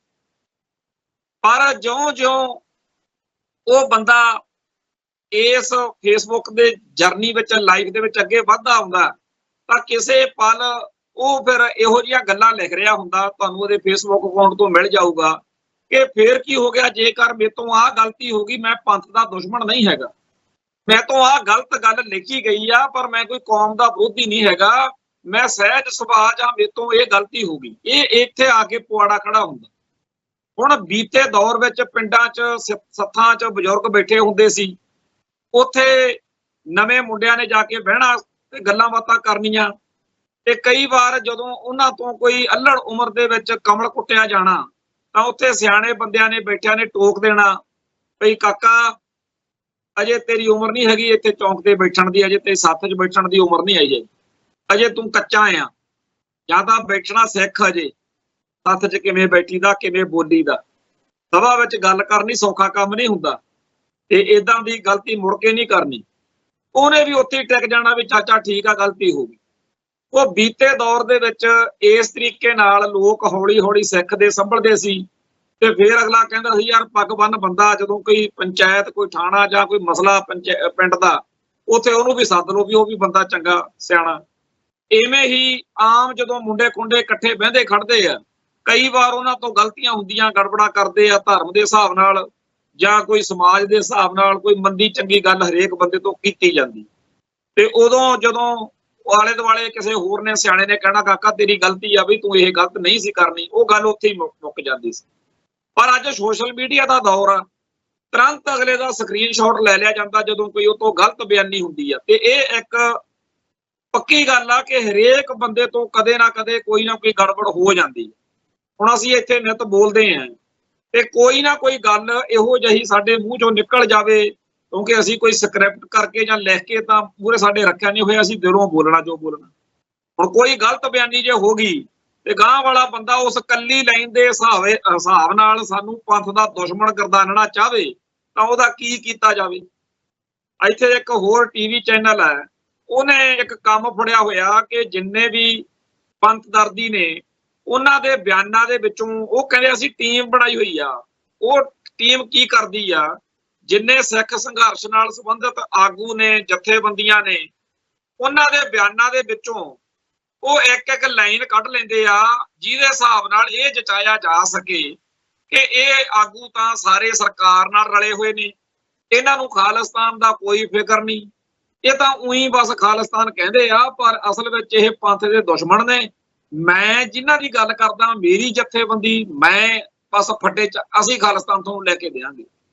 ਹੁਣ ਉਹ ਬੰਦਾ ਜਿਵੇਂ ਲੱਗਿਆ ਹੋਇਆ, ਬਿਲਕੁਲ ਉਵੇਂ ਹੀ ਸੋਸ਼ਲ ਮੀਡੀਆ ਤੇ ਇਹ ਬਿਮਾਰੀ ਫੈਲੀ ਹੋਈ ਆ ਸਾਡੇ ਬੰਦਿਆਂ ਦੇ ਵਿੱਚ ਕਿ ਕਿਸੇ ਬੰਦੇ ਦੀ ਕਿਸੇ ਗਲਤ ਬਿਆਨੀ ਦੇ ਆਧਾਰ ਦੇ ਉੱਤੇ ਸਕਰੀਨਸ਼ਾਟ ਲੈ ਕੇ ਉਹਨੂੰ ਬਹੁਤ ਜ਼ਿਆਦਾ ਜਲੀਲ ਕੀਤਾ ਜਾਂਦਾ, ਉਹਨੂੰ ਇੰਨਾ ਜ਼ਿਆਦਾ ਅਵਾ ਤਵਾ ਬੋਲਿਆ ਜਾਂਦਾ। ਬਹੁਤ ਸਾਰੇ ਮੁੱਦੇ, ਬਹੁਤ ਸਾਰੀਆਂ ਗੱਲਾਂ ਸਾਡੇ ਸਾਹਮਣੇ। ਬਾਹਲੀ ਵਾਰ ਤਾਂ ਇਹ ਕਿਹਾ ਜਾਂਦਾ ਜੀ ਇਹ 10ਵੇਂ ਗ੍ਰੰਥ ਦਾ ਵਿਰੋਧੀ ਹੈ। ਕਿਸੇ ਨੂੰ ਘੇਰ ਲੈਂਦੇ ਆ, ਇਹਨੇ ਜੀ ਫਲਾਨੇ ਜਿਹੜਾ ਸਰਗਰਮ ਸਿੱਖ ਆਗੂ ਆ ਉਹਦੇ ਖਿਲਾਫ ਐਂ ਕਿਹਾ ਸੀ, ਇਹ ਤਾਂ ਜੀ ਕਾਮਰੇਡ ਆ। ਜੇ ਕਿਸੇ ਦੀ ਕੋਈ ਗੱਲ ਆਪਾਂ ਨੂੰ ਥੋੜੀ ਜਿਹੀ ਚੰਗੀ ਨਾ ਲੱਗੇ, ਇਹ ਕਾਮਰੇਡ ਆ। ਕਿਸੇ ਨੂੰ ਕੋਈ ਸਰਟੀਫਿਕੇਟ ਦੇ ਕੇ ਫਿਰ ਉਹਦੀ ਇਹੋ ਜਿਹੀ ਧੀ ਭੈਣ ਇੱਕ ਕੀਤੀ ਜਾਂਦੀ ਆ, ਇੰਨਾ ਜਲੀਲ ਕੀਤਾ ਜਾਂਦਾ ਕਿ ਆਖਰ ਉਹ ਬੰਦਾ ਪੂਰੀ ਤਰ੍ਹਾਂ ਬਾਗੀ ਹੋ ਜਾਂਦਾ। ਉਹ ਬੰਦਾ ਫਿਰ ਕਹਿੰਦਾ ਵੀ ਜਿਹੜਾ ਕੁਝ ਤੁਸੀਂ ਮੇਰਾ ਕਰਨਾ ਸੀ ਉਹ ਕਰ ਲਿਆ, ਹੁਣ ਮੈਂ ਤੁਹਾਨੂੰ ਦਿਖਾਉਣਾ ਵੀ ਮੈਂ ਕੀ ਕਰ ਸਕਦਾ। ਮੈਂ 10 ਸਾਲ ਪਹਿਲਾਂ 2014-15 ਦੀ ਗੱਲ ਆ, ਇੱਕ ਬਹੁਤ ਹੀ ਸਤਿਕਾਰਤ ਹਸਤੀ ਆ ਪੰਜਾਬ ਤੋਂ, ਨੌਜਵਾਨ, ਔਰ ਉਸ ਸ਼ਖਸ ਨੇ ਪੰਥ ਦੇ, ਕੌਮ ਦੇ ਜਿੰਨੇ ਗ੍ਰੰਥ ਨੇ, ਜਿੰਨੀਆਂ ਇਤਿਹਾਸਕ ਲਿਖਤਾਂ ਨੇ, ਜਿੰਨਾ ਸਾਡਾ ਲਿਟਰੇਚਰ ਆ, ਜਿੰਨਾ ਸਾਡਾ ਪੁਰਾਣਾ ਨਵਾਂ ਜੋ ਵੀ ਕੁਝ ਆ ਉਹ ਇਕੱਠਾ ਕਰਨ ਦਾ ਇੱਕ ਤਰੀਕੇ ਨਾਲ ਉਸ ਸ਼ਖਸ ਨੂੰ ਜਨੂਨ ਆ। ਔਰ ਬਹੁਤ ਹੀ ਸਤਿਕਾਰਤ ਮੁੰਡਾ, ਬੜਾ ਉਹਦਾ ਸਾਡੇ ਸਾਰਿਆਂ ਦੇ ਦਿਲ ਦਿਮਾਗ ਵਿੱਚ ਅਸੀਂ ਸੋਚਦੇ ਹੁੰਦੇ ਆ ਵੀ ਬੜਾ ਇਹਨੂੰ ਸੱਚੇ ਪਾਤਸ਼ਾਹ ਵੱਲੋਂ ਬਖਸ਼ਿਸ਼ ਆ। ਹੁਣ ਵੀ ਜਦੋਂ ਵੀ ਕਿਤੇ ਉਹਨੂੰ ਦੇਖੀਦਾ ਉਹ ਇਸੇ ਤਰੀਕੇ ਦੀਆਂ ਪੋਸਟਾਂ ਲਿਖੂਗਾ ਜਿਹਦੇ ਨਾਲ ਸਾਡੀ ਕੌਮ ਦਾ ਜਿਹੜਾ ਨਿਵੇਕਲਾ ਜਾਂ ਕੋਈ ਪੱਖ ਆ, ਕਿਸੇ ਸ਼ਖਸੀਅਤ ਬਾਰੇ, ਕਿਸੇ ਘਟਨਾਕ੍ਰਮ ਬਾਰੇ ਉਹ ਗੱਲ ਕਰ ਰਿਹਾ ਹੁੰਦਾ। ਪਰ ਕਿਸੇ ਗੱਲ ਤੋਂ ਉਸ ਸੱਜਣਾ ਨੂੰ ਉਹਦੇ ਨਾਲ ਕੋਈ ਸਮੱਸਿਆ ਬਣ ਗਈ ਵੀ ਇਹ ਤਾਂ ਜੀ ਕਾਮਰੇਡ ਆ, ਇਹ ਤਾਂ ਜੀ ਮਿਸ਼ਨਰੀ ਆ, ਇਹ ਤਾਂ ਜੀ ਫਲਾਨਾ, ਏਦਾਂ ਕਰ ਕਰਾ ਕੇ ਉਹਦੇ ਵੱਲ ਨੂੰ ਗੱਲ ਵਧਾਉਂਦੇ ਗਏ। ਉਹ ਵੀ ਜਵਾਬ ਦੇਣ ਲੱਗ ਗਿਆ ਕਿ ਹਰੇਕ ਬੰਦੇ ਨੂੰ ਹੁੰਦਾ ਵੀ ਮੈਂ ਆਪਦਾ ਪੱਖ ਰੱਖਾਂ, ਵੀ ਮੈਂ ਇੱਕ ਗੁਰਸਿੱਖ ਆ, ਠੀਕ ਆ, ਮੇਰੀ ਕੋਈ ਗੱਲ ਤੁਹਾਨੂੰ ਨਹੀਂ ਚੰਗੀ ਲੱਗਦੀ, ਪਰ ਨਾ ਮੈਂ ਕੋਈ ਕਾਮਰੇਡ ਆ, ਨਾ ਮੈਂ ਕੋਈ ਮਿਸ਼ਨਰੀ ਆ, ਮੈਂ ਤਾਂ ਇੱਕ ਸਧਾਰਨ ਸਿੱਖ ਵਾਂ। ਮੇਰੀ ਗੱਲ ਤੁਹਾਨੂੰ ਨਹੀਂ ਚੰਗੀ ਲੱਗੀ, ਕੋਈ ਗੱਲ ਨਹੀਂ, ਕਿਉਂਕਿ ਹਰੇਕ ਬੰਦੇ ਦੀ ਕੋਈ ਨਾ ਕੋਈ ਗੱਲ ਸਾਨੂੰ ਚੰਗੀ ਨਹੀਂ ਲੱਗਦੀ। ਤੇ ਉੱਥੇ ਉਹ ਤਕਰਾਰ ਜਿਹੜੀ ਸੀ ਉਹ ਹੌਲੀ ਹੌਲੀ ਉਸ ਟੋਲੇ ਦੇ ਹੱਥ ਲੱਗੀ ਜਿਹੜੇ ਮਹਿਕਮੇ ਬਣਾ ਕੇ ਇੰਜਣ ਮਹਿਕਮਾ, ਬੱਬਰ ਸ਼ੇਰਾਂ ਦਾ ਗਰੁੱਪ ਤੇ ਫਲਾਨਾ ਧਮਕਾਨਾ, ਉਹਦੇ ਵਿੱਚ ਉਹਦੀਆਂ ਫੋਟੋਆਂ ਪਾ ਕੇ ਉਹ ਗੰਦ ਪਿੰਡ ਲਿਖਿਆ ਗਿਆ ਕਿ ਉਹ ਸ਼ਖਸ ਬਹੁਤ ਹੀ ਜ਼ਿਆਦਾ ਡਿਸਟਰਬ ਸੀ ਤੇ ਉਹ ਬੜਾ ਪਿੱਟ ਰਿਹਾ ਸੀ। ਜਦੋਂ ਉਦੋਂ ਸਾਨੂੰ ਸਾਰਿਆਂ ਨੂੰ ਲੱਗਿਆ ਕਿ ਸਾਨੂੰ ਇਹਦੇ ਨਾਲ ਖੜਨਾ ਚਾਹੀਦਾ, ਔਰ ਅਸੀਂ ਬਹੁਤ ਸਾਰੇ ਹੋਰ ਰਾਏ ਕਰਕੇ ਉਹਦੇ ਹੱਕ 'ਚ ਲਿਖਿਆ ਬੋਲਿਆ। ਉਹ ਬੰਦਾ ਸੰਭਲ ਗਿਆ, ਅੱਜ ਉਹ ਕੌਮ ਦੀ ਗੱਲ ਕਰਦਾ। ਪਰ ਮੈਂ ਕਈ ਵਾਰ ਸੋਚਦਾ ਹੁੰਨਾ ਜਿੰਨਾ ਉਹਦੇ 'ਚ ਪੋਟੈਂਸ਼ੀਅਲ ਆ, ਜਿੰਨਾ ਉਹ ਲਿਖਣ ਬੋਲਣ ਸਮਝਦਾਰ ਹੈ, ਜੇ ਕਿਤੇ ਉਹ ਭੜਕ ਜਾਵੇ, ਨੈਗੇਟਿਵ ਪਾਸੇ ਚੱਲ ਜਾਵੇ, ਉਹ ਕਿੰਨਾ ਜ਼ਿਆਦਾ ਸਾਡੇ ਖਿਲਾਫ ਲਿਖ ਬੋਲ ਸਕਦਾ, ਕੌਮ ਦੇ ਖਿਲਾਫ। ਇਵੇਂ ਦੇ ਹੀ ਇਸ ਮੌਕੇ 5000 ਸੋਸ਼ਲ ਮੀਡੀਆ ਉੱਤੇ ਮੁੰਡੇ ਜਿਹੜੇ ਨੇ ਸਾਡੀ ਕੌਮ ਦੇ ਖਾਲਿਸਤਾਨ ਦੇ ਖਿਲਾਫ, ਸਿੱਖੀ ਅਤੇ ਸਿੱਖਾਂ ਦੇ ਖਿਲਾਫ, ਪੰਥ ਦੇ ਖਿਲਾਫ ਲਿਖ ਰਹੇ ਨੇ। ਫਿਰ ਉਹ ਨੇਕੀ ਜਿਹੜਾ ਹਰਨੇਕ ਸਿੰਘ ਨੇਕੀ ਨਿਊਜ਼ੀਲੈਂਡ ਜਾਂ ਹੋਰ ਏਦਾਂ ਦੇ ਬੰਦਿਆਂ ਦੀ ਲਾਈਨ ਫੜਦੇ ਆ ਤੇ ਉਹਨਾਂ ਨੂੰ ਲੱਗਦਾ ਕਿ ਜਿਵੇਂ ਇਹ ਸਾਨੂੰ ਬਾਕੀਆਂ ਨੂੰ ਗਾਲਾਂ ਕੱਢਦੇ ਆ, ਉਹ ਫਿਰ ਕਿਸੇ ਵੱਡੀ ਇਹੋ ਜਿਹੀ ਤੋਪ ਨੂੰ ਫੜ ਲੈਂਦੇ ਆ ਤੇ ਉਹਦੇ ਨਾਲ ਖੜ ਕੇ ਕੌਮ ਦਾ ਜਲੂਸ ਕੱਢਣ ਵਾਲੀ ਧਿਰ ਵਜੋਂ ਬਣ ਜਾਂਦੇ ਆ। ਇਹ ਚੀਜ਼ ਜਿਹੜੀ ਆ ਲਗਾਤਾਰ ਚੱਲ ਰਹੀ ਆ। ਤੇ ਜਿਹੜੇ ਮੁੰਡੇ ਇਹ ਗਰੁੱਪ ਜੇ ਬਣਾ ਕੇ ਜਾਂ ਇੰਜਣ ਮਹਿਕਮਾ ਫਲਾਨਾ ਮਹਿਕਮਾ ਬਣਾ ਕੇ ਸਿੱਖ ਨੌਜਵਾਨਾਂ ਨੂੰ ਗਾਲਾਂ ਕੱਢ ਕੇ ਉਹਦੀਆਂ ਧੀਆਂ ਭੈਣਾਂ ਦੀਆਂ ਗੰਦੀਆਂ ਫੋਟੋਆਂ ਪਾ ਕੇ ਨਿੱਕੀਆਂ ਨਿੱਕੀਆਂ ਬੱਚੀਆਂ ਦੇ ਬਾਰੇ ਅਪਸ਼ਬਦ ਲਿਖ ਕੇ ਗੰਦ ਬਕ ਕੇ ਇਹ ਸਮਝਦੇ ਆ ਕਿ ਅਸੀਂ ਉਹਨਾਂ ਨੂੰ ਜਿਹੜਾ ਹੈਗਾ ਸੁਧਾਰ ਲਵਾਂਗੇ, ਅਸੀਂ ਉਹਨਾਂ ਤੋਂ ਕਹਾ ਲਵਾਂਗੇ ਕਿ ਸਾਡੀ ਗਲਤੀ ਆ, ਉਹ ਉਸ ਗੱਲ ਨੂੰ ਭੁੱਲ ਜਾਂਦੇ ਆ ਕਿ ਇਸ ਤਰੀਕੇ ਨਾਲ ਇਹ ਨਾ ਤਾਂ ਪੰਥ ਦੀ ਕੋਈ ਰੀਤ ਆ ਏਦਾਂ ਦੀ ਗੁਰੂ ਸਾਹਿਬਾਨ ਦੇ ਵੇਲੇ ਤੋਂ ਗੰਦ ਬਕਣਾ, ਗਾਲਾਂ ਕੱਢਣੀਆਂ ਧੀਆਂ ਭੈਣਾਂ ਨੂੰ। ਸਾਨੂੰ ਤਾਂ ਗੁਰੂ ਸਾਹਿਬ ਨੇ ਮੱਤ ਹੋਰ ਦਿੱਤੀ ਆ ਵੀ ਦੇਖ ਪਰਾਈਆਂ ਚੰਗੀਆਂ ਮਾਵਾਂ ਧੀਆਂ ਭੈਣਾਂ ਜਾਣੋ।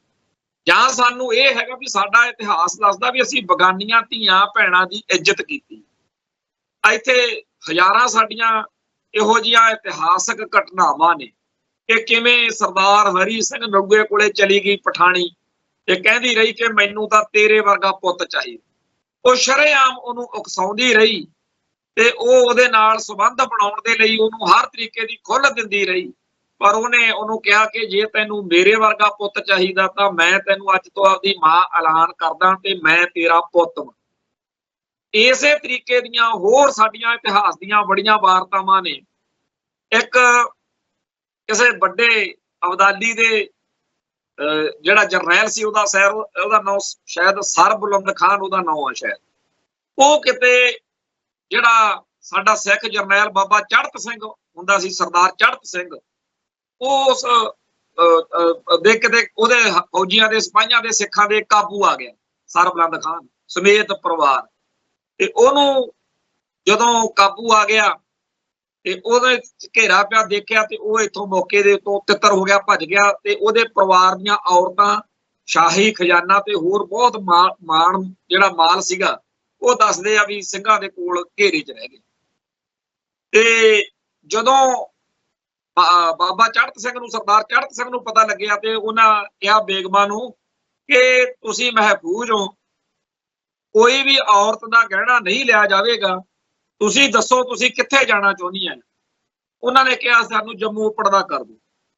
ਤੋ ਸਿੱਖ ਸਰਦਾਰਾਂ ਨੇ ਆਪਦੀ ਪ੍ਰੋਟੈਕਸ਼ਨ ਦੇ ਕੇ, ਸੁਰੱਖਿਆ ਦੇ ਕੇ ਉਹਨਾਂ ਬੀਬੀਆਂ ਨੂੰ ਜੰਮੂ ਪੜਦਾ ਕੀਤਾ ਜਿਹੜੀਆਂ ਕਿ ਦੁਸ਼ਮਣ ਦੇ ਖੇਮੇ ਦੀਆਂ ਔਰਤਾਂ ਸੀ। ਨਾ ਉਹਨਾਂ ਦਾ ਧਨ ਦੌਲਤ ਲੁੱਟਿਆ, ਨਾ ਉਹਨਾਂ ਦੀ ਇੱਜ਼ਤ ਨੂੰ ਮਾੜਾ ਚੰਗਾ ਦੇਖਿਆ। ਆ ਹੁਣ ਦੀਆਂ ਗੱਲਾਂ ਨੇ, ਜਦੋਂ ਆ ਕਰੋਨਾ ਵਾਲੇ ਪੀਰੀਅਡ ਦੇ ਵਿੱਚ ਕਸ਼ਮੀਰੀ ਕੁੜੀਆਂ ਨੂੰ ਸਾਡੇ ਸਿੱਖ ਨੌਜਵਾਨ ਲੱਭ ਕੇ ਕਸ਼ਮੀਰ ਉੱਪਰ ਦਾ ਕਰਦੇ ਰਹੇ ਸਾਰੇ ਭਾਰਤ ਵਿੱਚ।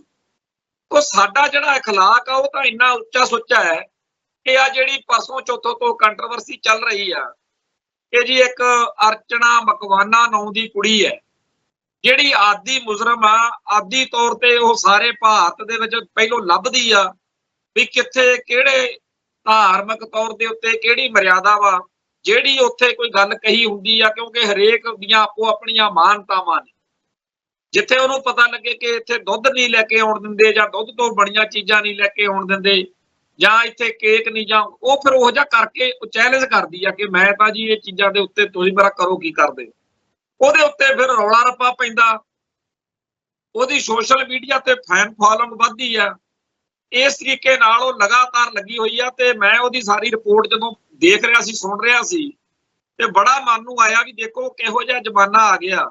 ਇਹ ਧਾਰਮਿਕ ਵਿਸ਼ਵਾਸ ਲੋਕਾਂ ਦੇ ਚੈਲੰਜ ਕਰਕੇ, ਠੇਸ ਪਹੁੰਚਾ ਕੇ ਲੋਕਾਂ ਦੇ ਦਿਲ ਨੂੰ, ਉਹਦੇ ਚੋਂ ਨੇਮ ਤੇ ਫੇਮ ਭਾਲਦੀ ਆ ਕੁੜੀ। ਉਪਰੰਤ ਹੋਰ ਕਈ ਧਰਮਾਂ ਦੇ ਨਾਲ ਪੰਗੇ ਲੈਂਦੀ ਲੈਂਦੀ ਇੱਥੇ ਆ ਗਈ ਉਹ, ਤੇ ਯੋਗਾ ਕਰਕੇ ਤੇ ਜੋ ਉਹਨੇ ਪੰਗਾ ਲਿਆ ਆਪਾਂ ਨੂੰ ਸਭ ਨੂੰ ਪਤਾ ਹੈ।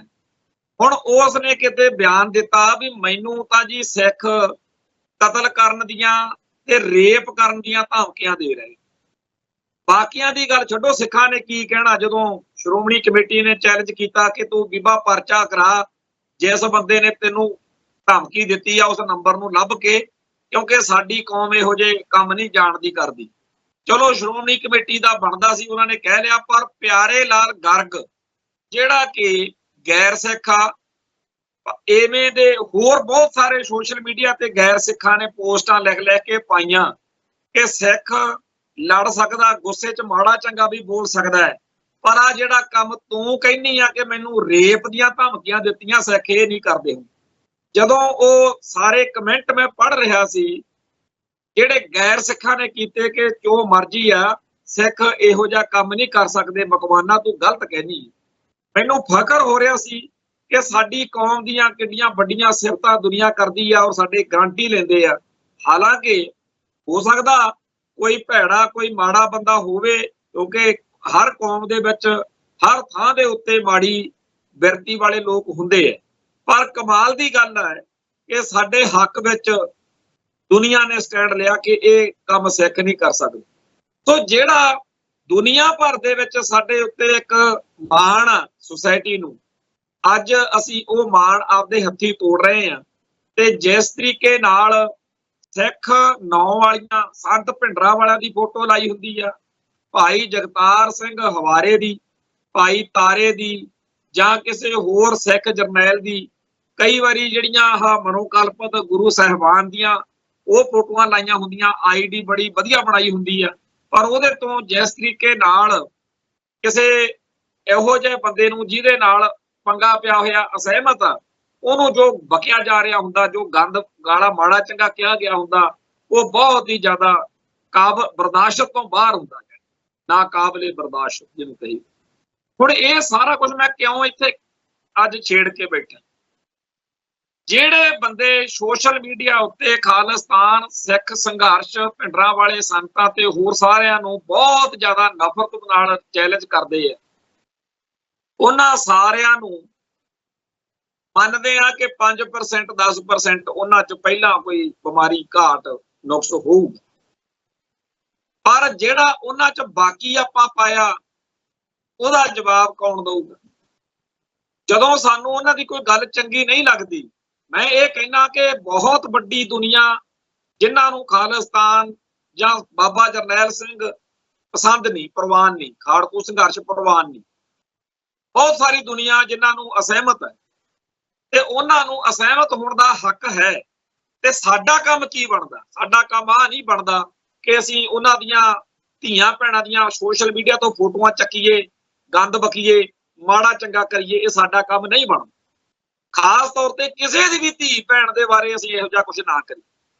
ਔਰ ਜਿਹੜੇ ਭੈਣ ਭਰਾ ਕਰਦੇ ਆ ਉਹਨਾਂ ਨੂੰ ਹੱਥ ਬੰਨ੍ਹ ਕੇ ਬੇਨਤੀ ਆ, ਗੁਰੂ ਦਾ ਨਾਮ ਲੈ ਕੇ ਵਾਸਤਾ ਪਾਉਂਦੇ ਆ ਵੀ ਸਾਡੀ ਤੁਹਾਡੀ ਸੇਵਾ ਜਿਹੜੀ ਆ ਇਹ ਇੰਨੀ ਬਹੁਤਾ ਜਿੰਨੀ ਤੁਸੀਂ ਕਰ ਲਈ, ਤੁਹਾਡਾ ਧੰਨਵਾਦ, ਪਰ ਅੱਗੇ ਵਾਸਤੇ ਤੁਸੀਂ ਇਹ ਜਿਹੜੀ ਕਰਤੂਤ ਆ ਇਹ ਨਾ ਕਰੋ। ਇਹਦੇ ਨਾਲ ਖਾਲਿਸਤਾਨ ਦਾ ਜਾਂ ਸਿੱਖ ਕੌਮ ਦਾ ਕੋਈ ਬਣਦਾ ਨਹੀਂ ਹੈਗਾ, ਇਹ ਨੁਕਸਾਨ ਹੋ ਰਿਹਾ। ਤੇ ਇਸ ਗੱਲ ਦੇ ਵਿੱਚ ਦਿਨੋਂ ਦਿਨ ਇਹ ਕੰਮ ਵਿਗੜ ਰਿਹਾ, ਔਰ ਇਹ ਗਲਤ ਪਾਸੇ ਨੂੰ ਜਿਹੜੀ ਗੱਲ ਚੱਲ ਰਹੀ ਆ, ਇਹਦੇ ਨਾਲ ਜਿਨ੍ਹਾਂ ਲੋਕਾਂ ਨੂੰ ਆਪਾਂ ਖਾਲਿਸਤਾਨ ਦੇ ਹੱਕ ਵਿੱਚ ਲੈ ਕੇ ਆਉਣਾ ਸੀ, ਉਹਨਾਂ ਨੂੰ ਅਸੀਂ ਖਾਲਿਸਤਾਨ ਦੇ ਵਿਰੋਧੀ ਬਣਾ ਰਹੇ।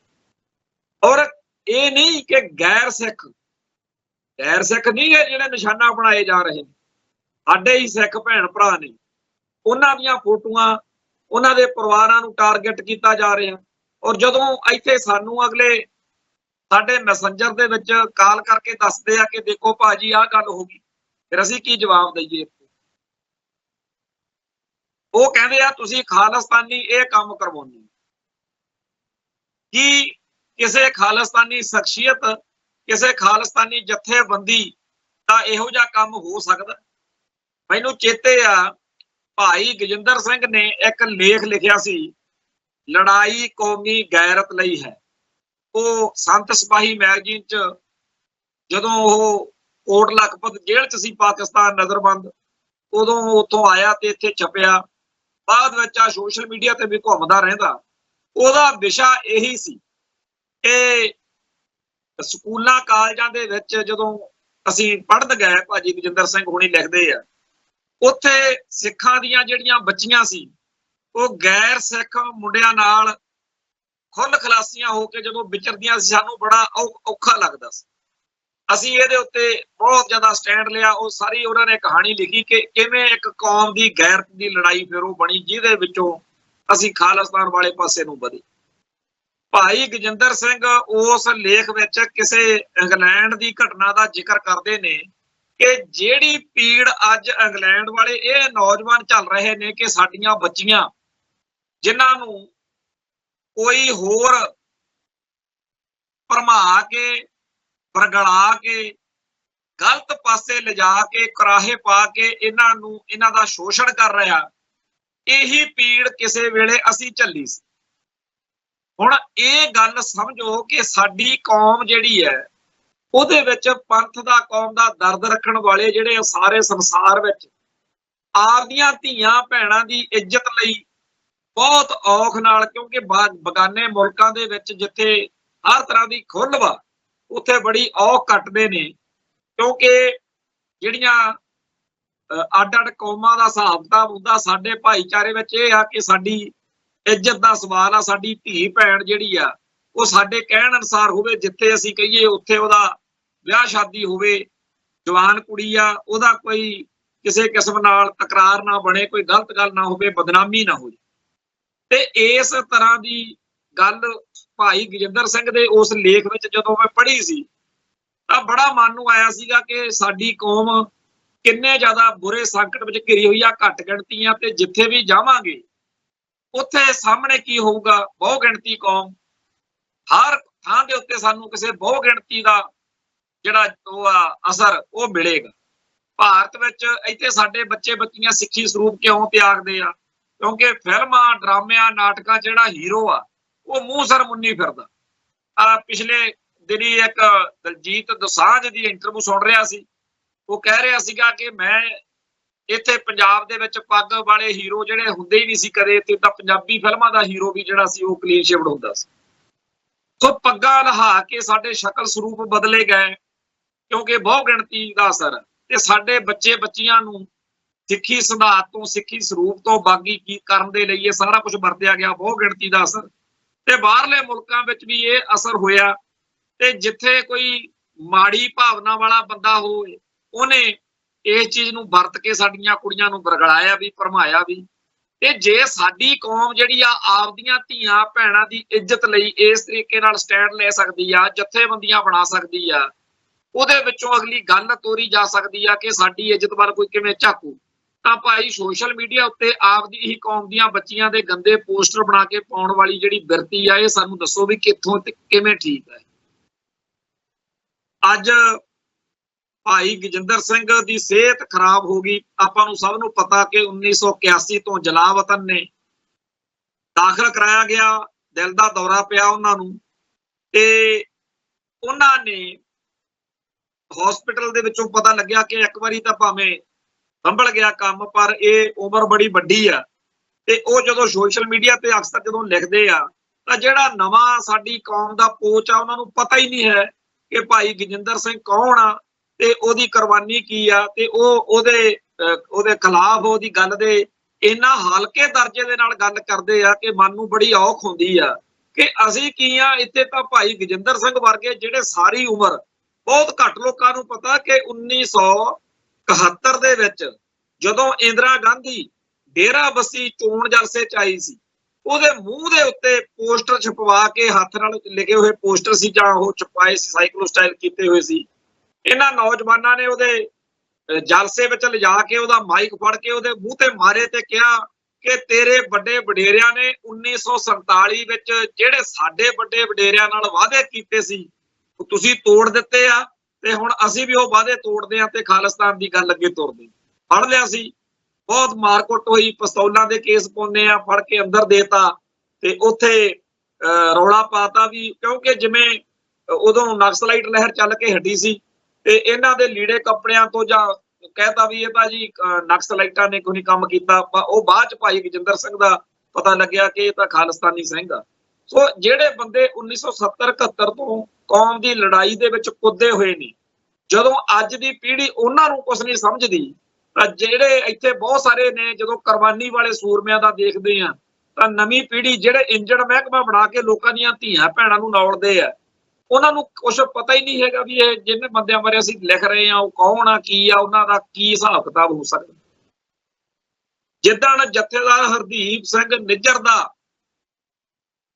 ਕਤਲ ਹੋਇਆ, ਸ਼ਹੀਦ ਕੀਤਾ ਗਿਆ, ਮੈਂ ਉਹਨਾਂ ਦੀ ਪੋਸਟ ਪਾਈ, ਫੋਟੋ ਦੇ ਹੇਠਾਂ ਲਿਖਿਆ ਵੀ ਜਥੇਦਾਰ ਹਰਦੀਪ ਸਿੰਘ ਨਿੱਜਰ ਦਾ ਵਹਿਸ਼ੀਆਨਾ ਕਤਲ। ਹੇਠਾਂ 10-15 ਮੁੰਡੇ ਇਹ ਪੁੱਛ ਰਹੇ ਸੀ ਭਾਜੀ ਕੌਣ ਆ। ਮੈਂ ਉੱਥੇ ਜਿਵੇਂ ਕਾਲ ਚ ਲਿਖਿਆ ਵੀ ਸਰੀ ਗੁਰਦੁਆਰੇ ਦੇ ਪ੍ਰਧਾਨ ਸੀ। ਮੈਂ ਤਾਂ ਆਪਦੇ ਵੱਲੋਂ ਸਮਝਾਂ ਕਿ ਮੈਂ ਪੂਰੀ ਮੁਕੰਮਲ ਗੱਲ ਦੱਸਦੀ ਆ, ਤੇ ਉਹ ਕਹਿੰਦੇ ਕੋਈ ਗੁਰਦੁਆਰੇ ਦਾ ਰੌਲਾ ਹੋਣਾ ਜੀ, ਇਹਨਾਂ ਦੇ ਗੋਲਕਾਂ ਦੇ ਮਸਲੇ ਹੁੰਦੇ ਆ ਤੇ ਉਹਦੇ ਵਿੱਚ ਕੋਈ ਕਤਲ ਹੋ ਗਿਆ ਹੋਣਾ, ਥੱਲੇ ਇਦਾਂ ਦੀਆਂ ਗੱਲਾਂ ਲਿਖ ਰਹੇ ਸੀ। ਦੱਸੋ ਸਾਡੀ ਕੌਮ ਨੂੰ ਇਹ ਪਤਾ ਹੀ ਨਹੀਂ, ਜਿਹੜੇ ਇਹ ਉਹ ਬੰਦੇ ਆ ਜਿਹੜੇ ਹਰੇਕ ਦੀ ਪੱਗ ਨੂੰ ਹੱਥ ਪਾਉਣ ਲੱਗਿਆ ਸਕਿੰਟ ਲਾਉਂਦੇ ਆ, ਕਿਸੇ ਦੀ ਦਾੜੀ ਪੱਟਣ ਲੱਗਿਆ ਮਿੰਟ ਲਾਉਂਦੇ ਆ। ਇਹ ਕਹਿੰਦੇ ਅਸੀਂ ਪੰਥ ਦੇ ਸੇਵਾਦਾਰ ਆ, ਜਿਨ੍ਹਾਂ ਨੂੰ ਇਹ ਨਹੀਂ ਪਤਾ ਕਿ ਜਥੇਦਾਰ ਹਰਦੀਪ ਸਿੰਘ ਨਿੱਜਰ ਕੌਣ ਆ ਤੇ ਉਹਦਾ ਕੀ ਮਸਲਾ ਹੋ ਸਕਦਾ। ਹੁਣ ਭਾਈ ਗਜਿੰਦਰ ਸਿੰਘ ਜਾਂ ਭਾਈ ਦਲਜੀਤ ਸਿੰਘ ਬਿੱਟੂ ਜਾਂ ਹੋਰ ਬਹੁਤ ਸਾਰੇ ਜਿਨ੍ਹਾਂ ਨੇ ਪਿਛਲੇ ਦੌਰ ਵਿੱਚ ਕੌਮ ਦੀ ਲੜਾਈ ਲੜੀ, ਉਹਨਾਂ ਨਾਲ ਸਾਡੀਆਂ ਅਸਹਿਮਤੀਆਂ ਹੋ ਸਕਦੀਆਂ, ਪਰ ਉਹਨਾਂ ਦੀਆਂ ਧੀਆਂ ਭੈਣਾਂ ਉਹਨਾਂ ਦੇ ਬਾਰੇ ਮਾੜਾ ਚੰਗਾ ਕਹਿਣਾ, ਤੇ ਉਦੋਂ ਮਤਲਬ ਮੈਂ ਸੋਚਦਾ ਹੁੰਦਾ ਵੀ ਜਿਹੜੇ ਸਾਡੇ ਖਾਲਿਸਤਾਨੀ ਕੌਮ ਦੇ ਆਗੂਆਂ ਨੂੰ, ਸਾਡੀਆਂ ਜਥੇਬੰਦੀਆਂ ਦੇ ਜਰਨੈਲਾਂ ਨੂੰ ਨਹੀਂ ਬਖਸ਼ਦੇ, ਇਹ ਆਮ ਉਹਨਾਂ ਲੋਕਾਂ ਦਾ ਕੀ ਹਾਲ ਕਰਦੇ ਹੋਣਗੇ ਜਿਹੜੇ ਇਹਨਾਂ ਨੂੰ ਪਸੰਦ ਨਹੀਂ ਤੇ ਪ੍ਰਵਾਨ ਨੇ। ਐਵੇਂ ਮਾਰੀ ਜਾਣਗੇ ਫਲਾਨਾ 10 ਗ੍ਰਾਮ ਦਾ ਵਿਰੋਧੀ ਆ ਕੱਢੋ ਗਾਲਾਂ, ਫਲਾਨਾ ਜਿਹੜਾ ਉਹ ਟਕਸਾਲ ਦਾ ਵਿਰੋਧੀ ਹੈ ਜੀ ਕੱਢੋ ਗਾਲਾਂ, ਫਲਾਨਾ ਖਾਲਿਸਤਾਨ ਦਾ ਵਿਰੋਧੀ ਆ ਉਹਦੀ ਕੱਟੋ ਲਿਆਓ ਉਹਦੀ ਧੀ ਦੀ ਫੋਟੋ, ਫਲਾਨੇ ਬੰਦੇ ਦਾ ਵਿਰੋਧੀ ਆ। ਹੁਣ ਇਹ ਵੀ ਕੰਮ ਚੱਲਿਆ ਹੋਇਆ ਕਿ ਤੂੰ ਅਮਰਤਪਾਲ ਦਾ ਵਿਰੋਧੀ ਆ, ਤੂੰ ਆ ਇੱਧਰ ਤੇਰੀ ਧੀ ਦੀ ਭੈਣ ਦੀ ਕਰੀਏ। ਇਹ ਸਾਨੂੰ ਕਿਹੜੇ ਗੁਰੂ ਨੇ ਤੇ ਕਿੱਦਣ ਸਾਨੂੰ ਕਿੱਥੇ ਕਿਹਾ ਸੀਗਾ ਕਿ ਸਾਰੇ ਸਿੱਖ ਫਲਾਨੇ ਲੀਡਰ ਦੇ ਥੱਲੇ ਚੱਲਣਗੇ? ਇਹ ਬਿਲਕੁਲ ਨਹੀਂ ਹੈਗੀ ਇਹੋ ਜਿਹੀ ਗੱਲ। ਮਿਸਲਾਂ ਵੇਲੇ ਕਿੰਨੇ ਜੱਥੇ ਸੀ? 65 ਜੱਥੇ ਸੀ ਉਦੋਂ ਪਹਿਲਾਂ। ਹਰੇਕ ਜੱਥੇ ਦੇ ਜਥੇਦਾਰ ਨੂੰ ਬਾਕੀ ਸਾਰੇ ਸਤਿਕਾਰ ਦੇ ਰਹੇ। ਮਿਸਲਾਂ ਸੀ 12 ਤੇ 12 ਮਿਸਲਾਂ ਆਪੋ ਆਪਣੀ ਲੜਾਈ ਬਾਅਦ ਚ ਵੀ ਆਪਣੇ ਆਪ। ਇਹ ਤਾਂ ਸਿੱਖਾਂ ਦੇ ਵਿੱਚ ਇਹਦਾ ਇਹ ਸ਼ੇਰ ਬਿਰਤੀ ਹੈ, ਇਹ ਕੋਈ ਭੇਡ ਬਿਰਤੀ ਤਾਂ ਹੈ ਨਹੀਂ ਵੀ ਸਾਰੇ ਇੱਕ ਬੰਦੇ ਦੇ ਮਗਰ ਤੁਰੇ ਫਿਰਨਗੇ। ਖਾੜਕੂ ਲਹਿਰ ਦੇ ਦਿਨਾਂ ਦੇ ਵਿੱਚ ਜਿਹੜੇ ਬੰਦੇ ਹੁਣ ਵੀ ਕਈ ਇੱਥੇ ਭਗਾਈ ਮਹਿਕਮੇ ਵਾਲੇ ਕਹਿੰਦੇ ਹੁੰਦੇ ਆ ਜੀ ਇਹ ਜੀ ਇੱਕ ਜਥੇਬੰਦੀ ਨਹੀਂ ਬਣਾ ਕੇ ਲੜ ਸਕੇ ਨਾ। ਹਾਂਜੀ, ਇਹ ਇੱਕ ਇਹਨਾਂ ਨੂੰ ਅਕਲ ਨਹੀਂ ਸੀਗੀ, ਆਪਾਂ ਨੂੰ ਘਰੇ ਬੈਠਾ ਨੂੰ ਜ਼ਿਆਦਾ ਪਤਾ। ਸੱਚਾਈ ਇਹ ਆ ਕਿ ਜਿਸ ਤਰੀਕੇ ਨਾਲ ਸਟੇਟ ਨੇ ਘੁਸਪੈਠ ਕੀਤੀ, ਜਿਸ ਤਰੀਕੇ ਨਾਲ ਮੁਖਬਰ ਕੈਟ ਟਾਊਟ ਸਰਗਰਮ ਹੋਏ, ਉਦੋਂ ਸਭ ਨੂੰ ਇਹੀ ਸੀਗਾ ਕਿ ਵੱਧ ਤੋਂ ਵੱਧ ਧਿਰਾਂ ਧੜੇ ਗਰੁੱਪ ਜਥੇਬੰਦੀਆਂ ਬਣਾਓ, ਕਿਉਂਕਿ ਉਹਨਾਂ ਜ਼ਿਆਦਾ ਸਟੇਟ ਦਾ ਕੰਮ ਔਖਾ ਹੁੰਦਾ, ਕਿਉਂਕਿ ਨਹੀਂ ਭੇਤ ਲੈ ਕੇ ਇੱਕ ਜਥੇਬੰਦੀ ਹੋਵੇ ਤਾਂ ਮਿੰਟਾਂ ਚ ਦੀ, ਕਿਉਂਕਿ ਗਰੀਲਾ ਵਾਰਫੇਅਰ ਸੀ। ਇੱਥੇ ਖੁੱਲੇ ਮੈਦਾਨ ਚ ਚੋਣ ਆਪਾਂ ਉਹ ਲੜ ਰਹੇ ਸੀਗੇ। ਇੱਥੇ ਕਿਹੜਾ ਆਪਾਂ ਕੋਈ ਜੰਗਲਾਂ ਚ ਜਾਂ ਕੋਈ ਆਪਣਾ ਖਾਸ ਖਿੱਤਾ ਸੀ ਵੀ ਆਪਣੇ ਕੋਲ ਕੀ ਇੱਕ ਡਿਸਿਪਲਿਨਡ ਫੌਜ ਸੀ, ਟੈਂਕਾਂ ਤੋਪਾਂ ਸੀ। ਉਹ ਉਸ ਦੌਰ ਦੀਆਂ ਗੱਲਾਂ ਬਾਤਾਂ ਦੇ ਆਧਾਰ ਦੇ ਉੱਤੇ ਖਾੜਕੂ ਲਹਿਰ ਦੇ ਜਰਨੈਲਾਂ ਦੇ ਬਾਰੇ ਅਪਸ਼ਬਦ ਵਰਤਨੇ। ਸੋ ਜਿਸ ਤਰੀਕੇ ਨਾਲ ਅਸੀਂ ਤਹਿਜ਼ੀਬ ਤੋਂ ਟੁੱਟ ਕੇ ਮਾੜੇ, ਇਹਦੇ ਸਭ ਤੋਂ ਭੈੜੀ ਗੱਲ ਇਹ ਆ ਕਿ ਕੋਈ ਟੋਕ ਹੀ ਨਹੀਂ ਰਿਹਾ, ਕੋਈ ਰੋਕ ਹੀ ਨਹੀਂ ਰਿਹਾ। ਖਾਮੋਸ਼ ਪ੍ਰਵਾਨਗੀ ਦੇ ਦਿੱਤੀ ਆ ਆਪਾਂ ਸਾਰੇ ਗੁਨਾਹਗਾਰ ਆ ਔਰ ਪਾਪੀ ਆ ਇਸ ਗੱਲ ਦੇ ਵਿੱਚ, ਜਿਹੜਾ ਸਾਡੀ ਕੌਮ ਦੇ ਉੱਤੇ। ਔਰ ਮੈਨੂੰ ਇਸ ਗੱਲ ਦਾ ਉਦੋਂ ਵੀ ਵੱਡਾ ਦੁੱਖ ਆ ਕਿ ਪੰਥਕ ਅਤੇ ਖਾਲਿਸਤਾਨੀ ਬਣ ਕੇ ਲੋਕਾਂ ਦੀ ਇੱਜ਼ਤ ਜਿਹੜੀ ਆ ਉਹ ਉਛਾਲੀ ਜਾ ਰਹੀ। ਕਿੱਥੇ ਸਾਡਾ ਇਤਿਹਾਸ ਇਹ ਕਹਿੰਦਾ ਕਿ ਗੁਰੂ ਦੇ ਸਿੱਖ ਜਿਹੜੇ ਸੀ ਉਹ ਬਗਾਨੀਆਂ ਧੀਆਂ ਭੈਣਾਂ ਦੀ ਇੱਜ਼ਤ ਕਰਦੇ ਸੀ। ਇੱਥੇ ਤਾਂ ਕਿਸੇ ਹੋਰ ਹਮ ਖਿਆਲੀ ਖਾਲਿਸਤਾਨੀ ਪੰਥਕ ਬੰਦੇ ਦੀ ਧੀ ਭੈਣ ਨੂੰ ਨਿਲਾਮ ਕਰਨਾ, ਉਹਦੇ ਬਾਰੇ ਅਪਸ਼ਬਦ ਵਰਤਨੇ, ਇਹ ਬੜਾ ਵਧੀਆ ਕੰਮ ਮੰਨਿਆ ਜਾਂਦਾ। ਤੇ ਇਹਨੂੰ ਨਹੀਂ ਪਤਾ ਵੀ ਇਹ ਕੌਣ ਆ ਲੋਕ।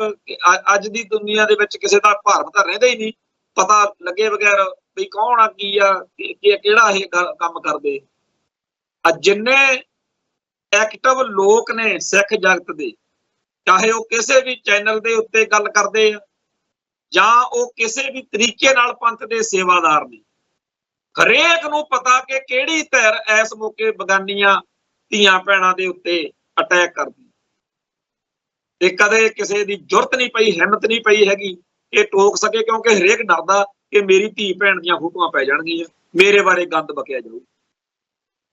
ਇਹ ਹੈ ਸਾਡੀ ਲਹਿਰ, ਇਹ ਹੈ ਖਾਲਿਸਤਾਨ ਦਾ ਏਜੰਡਾ। ਇਹ ਬਿਲਕੁਲ ਨਹੀਂ ਆ, ਇਹ ਲੋਕ ਖਾਲਿਸਤਾਨ ਦੇ ਦੁਸ਼ਮਣ ਨੇ। ਅਸੀਂ ਕਹਿ ਰਹੇ ਹਾਂ ਕਿ ਜਿਹੜਾ ਸਿੱਖ ਖਾਲਿਸਤਾਨ ਦਾ ਹਮੇਤੀ ਨਹੀਂ, ਜਾਂ ਤਾਂ ਜੁੱਤੀਆਂ ਖਾਣ ਦਾ ਆਦੀ ਆ ਜਾਂ ਜੁੱਤੀਆਂ ਚੱਟਣ ਦਾ ਆਦੀ ਆ। ਪਰ ਕੀ ਅਸੀਂ ਖਾਲਿਸਤਾਨ ਦੇ ਹੱਕ ਵਿੱਚ ਲੋਕਾਂ ਨੂੰ ਲਿਆਉਣ ਲਈ ਮਿਹਨਤ ਕਰ ਰਹੇ ਹਾਂ ਕਿ ਅਸੀਂ ਤਾਂ ਆਪਦਾ ਇੱਕ ਇਹੋ ਜਿਹਾ ਗਰੁੱਪ ਪੈਦਾ ਕਰ ਲਿਆ ਹੈਗਾ ਕਿ ਜਿਹੜਾ ਸਾਡੇ ਭਾਈਚਾਰੇ ਦੇ ਲੋਕ ਨੇ ਉਹਨਾਂ ਨੂੰ ਖਾਲਿਸਤਾਨ ਦੇ ਨਾਂ ਤੇ ਇਸ ਤਰੀਕੇ ਨਾਲ ਜਲੀਲ ਕਰੇ ਕਿ ਤੁਸੀਂ ਫਲਾਣੇ ਬੰਦੇ ਦੀ ਅਧੀਨਗੀ ਨਹੀਂ ਮੰਨਦੇ, ਫਲਾਣੇ ਜਥੇਬੰਦੀ ਦੇ ਅਧੀਨ ਨਹੀਂ ਚੱਲਦੇ, ਤੁਹਾਡੀ ਅਸੀਂ ਤਸੀਂ ਦਿਆਂਗੇ। ਏਦਾਂ ਲੋਕਾਂ ਨੂੰ ਖਾਲਿਸਤਾਨੀ ਬਣਾਵਾਂਗੇ ਅਸੀਂ। ਹੁਣ ਸਮੇਂ ਦੀ ਲੋੜ ਆ, ਅਸੀਂ ਤਰਕ ਨਾਲ, ਦਲੀਲ ਨਾਲ ਆਪਦਾ ਪੱਖ ਰੱਖੀਏ ਕਿ ਅਸੀਂ ਖਾਲਿਸਤਾਨ ਕਿਵੇਂ ਬਿਹਤਰ ਹੋਊਗਾ। ਸਾਨੂੰ ਦੱਸਣਾ ਪਊਗਾ ਕਿ ਭਾਰਤ ਦੇ ਵਿੱਚ ਜਿਸ ਤਰੀਕੇ ਨਾਲ ਦੂਜੀਆਂ ਧਰਮਾਂ ਕੌਮਾਂ ਦੇ ਲੋਕ ਹਰ ਵੇਲੇ ਡਰੇ ਘਬਰਾਏ ਰਹਿੰਦੇ ਆ, ਨਿਸ਼ਾਨੇ ਤੇ ਰਹਿੰਦੇ ਆ, ਖਾਲਿਸਤਾਨ ਵਿੱਚ ਨਹੀਂ ਹੋਊ। ਲੋਕ ਕਹਿੰਦੇ ਆ ਕੀ ਯਕੀਨ ਕਰੀਏ, ਉਹਨਾਂ ਨੂੰ ਦੱਸਣਾ ਪਊਗਾ ਕਿ ਬਾਬਾ ਬੰਦਾ ਸਿੰਘ ਬਹਾਦਰ ਵੇਲੇ ਜਾਂ ਜਦੋਂ 6 ਰਿਆਸਤਾਂ ਕਾਇਮ ਹੋਈਆਂ ਤੇ ਲਾਹੌਰ ਦੇ ਵਿੱਚ ਜਦੋਂ ਖਾਲਸੇ ਦਾ ਝੰਡਾ ਝੂਲਿਆ, ਮਹਾਰਾਜਾ ਰਣਜੀਤ ਸਿੰਘ ਦਾ ਰਾਜ, ਜਿਨ੍ਹਾਂ ਨੂੰ ਇਹਨਾਂ ਦਿਨਾਂ ਦੇ ਵਿੱਚ ਆਪਾਂ ਚੇਤੇ ਕਰ ਰਹੇ ਹਾਂ, ਇਹੋ ਜਿਹੀਆਂ ਸ਼ਖਸੀਅਤਾਂ ਜਿਨ੍ਹਾਂ ਦਾ ਆਉਣਾ ਵੀ ਸਫਲ ਤੇ ਜਾਣਾ ਵੀ ਸਫਲ, ਮਹਾਰਾਜਾ ਰਣਜੀਤ ਸਿੰਘ ਵਰਗੇ, ਉਹਨਾਂ ਦੇ ਦਿਹਾੜੇ ਨੇ ਚੱਲਦੇ ਇਹਨਾਂ ਦਿਨਾਂ ਦੇ ਵਿੱਚ। ਤੋਂ ਜਦੋਂ ਆਪਾਂ ਪੜ੍ਹਨਾ ਨਹੀਂ ਲਿਖਣਾ ਨਹੀਂ, ਪੜ੍ਹੋ ਮਹਾਰਾਜਾ ਰਣਜੀਤ ਸਿੰਘ ਦਾ ਇਤਿਹਾਸ, ਪੜ੍ਹੋ ਸਿੱਖ ਰਾਜ ਕਿਵੇਂ ਗਿਆ, ਪੜ੍ਹੋ ਸਿੱਖ ਰਾਜ ਕਿਵੇਂ ਬਣਿਆ, ਤੇ ਜਦੋਂ ਆਪਾਂ ਗੱਲ ਕਰਾਂਗੇ ਤੇ ਸਾਹਮਣੇ ਵਾਲਾ ਬੰਦਾ ਕਾਇਲ ਹੋਏਗਾ ਇਹ ਵਾਕਿਆ ਹੀ ਸਾਨੂੰ ਇਸ ਪਾਸੇ ਵੱਲ ਝਾਕਣਾ ਚਾਹੀਦਾ। ਦੁਖੀ ਸਾਰੇ ਹੀ ਨੇ, ਇੰਡੀਅਨ ਸਟੇਟ ਸਿਸਟਮ ਦੇ ਸਤਾਏ ਹੋਏ ਲੋਕ ਜਿਹੜੇ ਆ ਉਹ ਤਾਂ ਬਦਲ ਭਾਲਦੇ ਫਿਰਦੇ ਆ। ਪਰ ਜਦੋਂ ਆਪਾਂ ਇੰਡੀਅਨ ਸਟੇਟ ਤਾਂ ਚਾਹੇਗੀ, ਦੁਸ਼ਮਣ ਤਾਂ ਚਾਹੇਗਾ ਕਿ ਖਾਲਿਸਤਾਨ ਦਾ ਤੇ ਖਾਲਿਸਤਾਨੀਆਂ ਦਾ ਅਕਸ ਮਾੜੇ ਤੋਂ ਮਾੜਾ ਬਣੇ, ਦੁਸ਼ਮਣ ਤਾਂ ਚਾਹੇਗਾ। ਪਰ ਇਹ ਕੰਮ ਜਦੋਂ ਖਾਲਿਸਤਾਨੀ ਲੈਵਲ ਹੇਠ ਅਸੀਂ ਆਪ ਹੀ ਕਰਨ ਬਹਿ ਜਾਈਏ ਤੇ ਫਿਰ ਅਸੀਂ ਦੋਸ਼ ਕਿਹਨੂੰ ਦੇਈਏ। ਜੇਕਰ ਸਟੇਟ ਨੇ ਕੋਈ ਬੰਦੇ ਪਾਲੇ ਹੋਣ, ਜਿਵੇਂ ਖਾੜਕੂ ਲਹਿਰ ਨੂੰ ਬਦਨਾਮ ਕਰਨ ਲਈ ਕੈਟ ਤੇ ਟਾਊਟ ਖਾੜਕੂਆਂ ਵਰਗੇ ਸਰੂਪ ਦੇ ਵਿੱਚ ਵਾਰਦਾਤਾਂ ਕਰਕੇ ਖਾਲਿਸਤਾਨੀ ਲਹਿਰ ਦਾ ਨੁਕਸਾਨ ਕਰਨ ਲਈ ਸਰਗਰਮ ਹੋਏ ਸੀ, ਜੇ ਅੱਜ ਸੋਸ਼ਲ ਮੀਡੀਆ ਦੇ ਉੱਤੇ ਕੋਈ ਨਕਲੀ ਫੇਸਬੁੱਕ ਅਕਾਊਂਟ ਬਣਾ ਕੇ ਸਰਕਾਰੀ ਬੰਦਾ ਖਾਲਿਸਤਾਨੀ ਖਾੜਕੂ ਸੰਘਰਸ਼ ਦੇ ਖਿਲਾਫ ਜਾਂ ਪੰਥ ਦੇ ਖਿਲਾਫ ਮਾਹੌਲ ਸਿਰਜੇ, ਉਹ ਕੋਈ ਗੱਲ ਹੋਰ ਹੈ। ਪਰ ਜਿਹੜਾ ਬੰਦਾ ਚੰਗਾ ਭਲਾ ਪੰਥਕ ਸਫਾ 'ਚ ਵਿਚਰਦਾ ਹੈ, ਖਾਲਿਸਤਾਨ ਦੇ ਸੰਘਰਸ਼ ਦੇ ਵਿੱਚ, ਜਿਹਦਾ ਲੋਕਾਂ ਨੂੰ ਪਤਾ ਹੈ ਜਦੋਂ ਉਹ ਇਹੋ ਜਿਹੇ ਕੰਮ ਕਰੇ ਫਿਰ ਕਿਹੜੇ ਪਾਸੇ ਜਾਈਏ, ਕਿਹੜੇ ਖੂਹ 'ਚ ਡਿੱਗੀਏ। ਮੰਨਣਾ ਆਪਾਂ ਹੈ ਨਹੀਂ ਜੀ, ਪਤਾ ਤਾਂ ਹੈਗਾ, ਪਰ ਇਹ ਗੱਲ ਇਹ ਕਿਵੇਂ ਸਹੀ ਆ, ਇਹਨੂੰ ਕਿਉਂ ਆਪਾਂ ਮਾਨਤਾ ਦੇ ਰਹੇ ਹਾਂ, ਕਿਉਂ ਇਹਦੀ ਹਮਾਇਤ ਕਰ ਰਹੇ ਹਾਂ। ਇਸ ਗੱਲ ਦਾ ਇਲਾਜ ਕੀਤੇ ਬਗੈਰ ਸਾਡਾ ਗੁਜ਼ਾਰਾ ਨਹੀਂ। ਜੇਕਰ ਕਿਸੇ ਨੂੰ ਇਹ ਵਹਿਮ ਹੈ ਕਿ ਜੀ ਏਦਾਂ ਹੀ ਕੰਮ ਲੋਟ ਆਊ, ਤਾਂ ਉਹ ਆਪਣੇ ਆਪ ਨੂੰ ਆਪਣੇ ਘਰ ਵਿੱਚ ਦੇਖੇ ਕਿ ਜੇ ਉਹਦੀ ਧੀ ਬਾਰੇ, ਉਹਦੀ ਭੈਣ ਬਾਰੇ ਏਦਾਂ ਨਜਾਇਜ਼ ਫੋਟੋਆਂ ਪਾ ਕੇ ਗੰਦ ਬਕਿਆ ਜਾਵੇ, ਉਹ ਉਸ ਧਿਰ ਦਾ ਹਮੇਤੀ ਹੋ ਜਾਊਗਾ ਜਿਹੜੀ ਉਹਦੇ ਬੱਚੀਆਂ ਦੀਆਂ ਫੋਟੋਆਂ ਪਾਵੇ। ਔਰ ਇਹ ਕੰਮ ਆਮ ਹੋਇਆ ਪਿਆ, ਅਸੀਂ ਬੋਲਦੇ ਹੀ ਨਹੀਂ, ਅਸੀਂ ਧਿਆਨ ਹੀ ਨਹੀਂ ਦਿੰਦੇ। ਤੇ ਜਿਹੜੇ ਲੋਕਾਂ ਨੇ ਇਹ ਕੰਮ ਫੜਿਆ ਹੋਇਆ ਉਹ ਕਹਿੰਦੇ ਆ ਜੀ ਅਸੀਂ ਖਾਲਿਸਤਾਨੀ, ਕੀ ਕਰਾਂਗੇ, ਕਿਹੜੇ ਖੂਹ 'ਚ ਡਿੱਗਾਂਗੇ। ਉਹ ਮੈਂ ਇਹ ਆਪਦਾ ਫਰਜ਼ ਸਮਝਦਾ ਸੀ ਬਹੁਤ ਦਿਨਾਂ ਤੋਂ ਇਸ ਗੱਲ ਤੋਂ ਵੀ ਗੱਲ ਕਿਵੇਂ ਕਰੀਏ, ਕਿਹਨੂੰ ਕਹੀਏ। ਪਰ ਆਖਰ ਅੱਜ ਕਿਉਂਕਿ ਬਹੁਤ ਗੱਲ ਹੁਣ ਸਿਰ ਤੋਂ ਲੰਘਦੀ ਜਾ ਰਹੀ, ਆਪਦਾ ਫਰਜ਼ ਨਿਭਾਉਣਾ ਸਾਡਾ ਫਰਜ਼ ਬਣਦਾ ਕਿ ਅਸੀਂ ਆਪਦੇ ਭਾਈਚਾਰੇ ਦੇ ਸਾਹਮਣੇ, ਆਪਦੀ ਕੌਮ ਦੇ ਸਾਹਮਣੇ ਉਸ ਗੱਲ ਨੂੰ ਸਾਹਮਣੇ ਲਿਆਈਏ ਜ਼ਰੂਰ। ਸ਼ਾਇਦ ਇੱਕ ਅੱਧਾ ਹੀ ਸ਼ਰਮ ਮੰਨ ਲਵੇ ਕਿ ਅਸੀਂ ਆਪਦੀ ਕੌਮ ਦਾ ਬੇੜਾ ਗਰਕ ਕਰਨ ਲੱਗੇ ਹੋਏ, ਔਰ ਬਹੁਤ ਬੁਰਾ ਹਾਲ ਹੈ। ਅਲੱਗ-ਅਲੱਗ ਤਰੀਕਿਆਂ ਨਾਲ ਪੰਥਕ ਅਤੇ ਖਾਲਿਸਤਾਨੀ ਸਭਾ ਦੇ ਵਿੱਚ ਜਿਹੜੇ ਸੁਹਿਰਦ ਸਿੱਖ ਨੇ, ਉਹਨਾਂ ਨੂੰ ਖਾਲਿਸਤਾਨੀ ਸਭਾ ਚੋਂ ਭਜਾਇਆ ਜਾ ਰਿਹਾ। ਆ ਪਰਸੋਂ ਚੌਥੇ ਤੁਸੀਂ ਜਿਹੜਾ ਖਾਰਾ ਵਕੀਲ ਆਪਣਾ ਇਮਾਨ ਸਿੰਘ ਖਾਰਾ, ਤਾਂ ਸਭ ਨੂੰ ਪਤਾ ਹੀ ਆ, ਜਿਹੜਾ ਭਾਈ ਅਮਰਤਪਾਲ ਸਿੰਘ ਦੀ ਸਾਰੀ ਪੈਰਵਾਈ ਕਰਦਾ, ਉਹਨਾਂ ਦੇ ਪਿਤਾ ਸਰਦਾਰ ਹਰਪਾਲ ਸਿੰਘ ਖਾਰਾ, ਉਹਨਾਂ ਨੇ ਇੱਕ ਉਹਨਾਂ ਦਾ ਵੀਡੀਓ ਕਲਿੱਪ ਸਭ ਨੇ ਦੇਖਿਆ, ਉਹ ਕਿਵੇਂ ਪਿੱਟ ਰਹੇ ਆ ਵੀ ਸਾਨੂੰ ਕਿਸੇ ਨੇ ਫੋਨ ਕਰਕੇ ਕਿਹਾ ਕਿ ਤੁਸੀਂ ਐ ਕਰੋ ਉਹ ਕਰੋ।